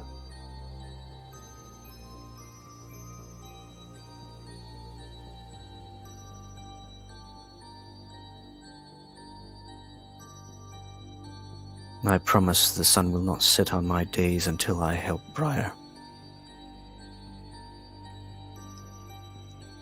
You see the smile comes again. Then I, Payman, god of promises and oaths, accept this one, and will not let you die until that day comes. And that's where we'll be ending the session for tonight. No! No! Alright, Thank We got like 2 weeks for this? No! You have to play Thank you longer, all so Isaac. much. You have to play longer, Isaac. Thank you all so much No. for tuning in. It has been a wonderful time. Just remember, we don't have Dimensional Dial tomorrow, but we do have Frontiers of Eberron at 8 p.m. Eastern Standard Time on Sunday. And tune back in 2 weeks to figure out what happens to Ivo and the rest of this wonderful cast on To Be Diced, Legends of the Shattering. Thank you all for tuning in, and have a wonderful